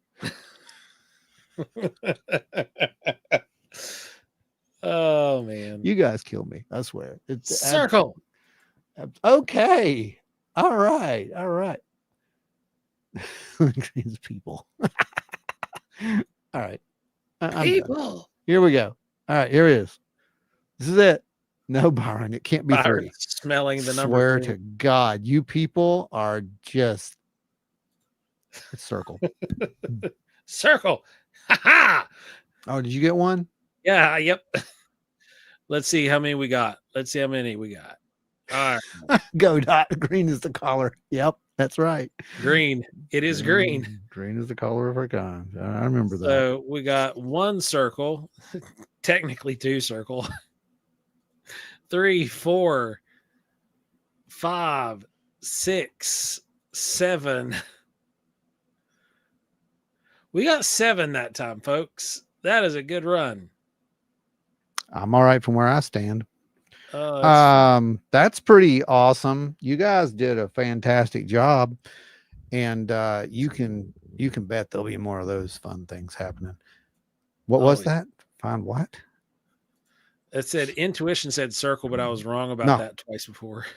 Don't ever trust. No, always trust your intuition, because that's what the whole goal of that really is. It's not to see if you can. I mean, if you get it, wonderful. But the problem is when you do get it, it gets in your way. You'll get in your way because you'll think, "Oh, I can do this." No, you can't.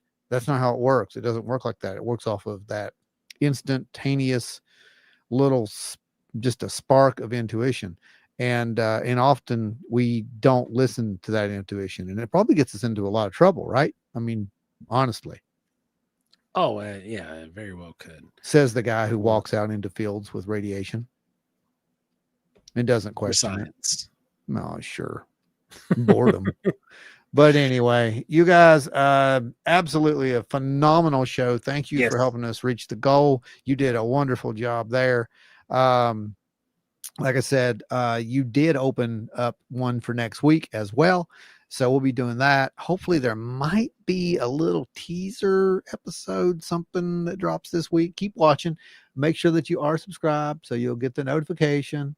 What else? Oh yeah, if anything big happens, with this whole Atlas thing, and if it happens before next Thursday, we will probably do a special.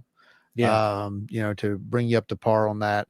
And even if it doesn't happen, or well, I mean, the 30th, the 30th is next Thursday. So like, it's going to be the day that whatever's going to happen. What a coincidence. It's almost like it's happening again. Is this how it happened before, Joe? I don't know. I'm thinking I need to go out in the field and start chanting Big Rock. You probably shouldn't do that at this point.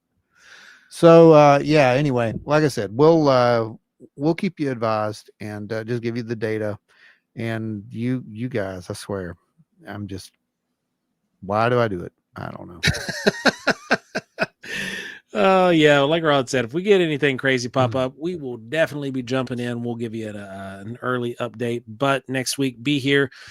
It's going to be fun next Thursday, 8 p.m. Eastern, as usual. Going to be a great show. We've got some other stuff lined up for you all coming up soon. I think you're going to enjoy it.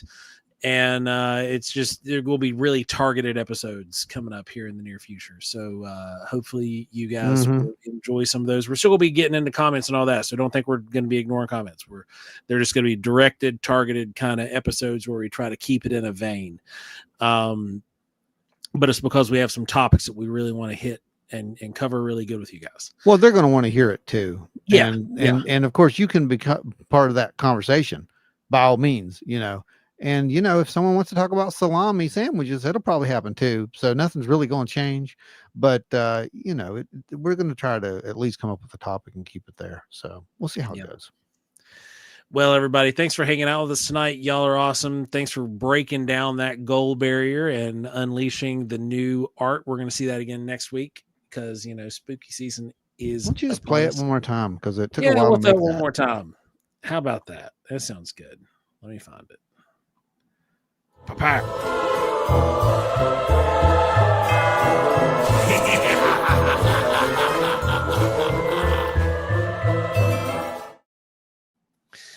Well, guys, thanks for hanging out. Y'all are awesome. We appreciate each and every one of you. We will see you next week.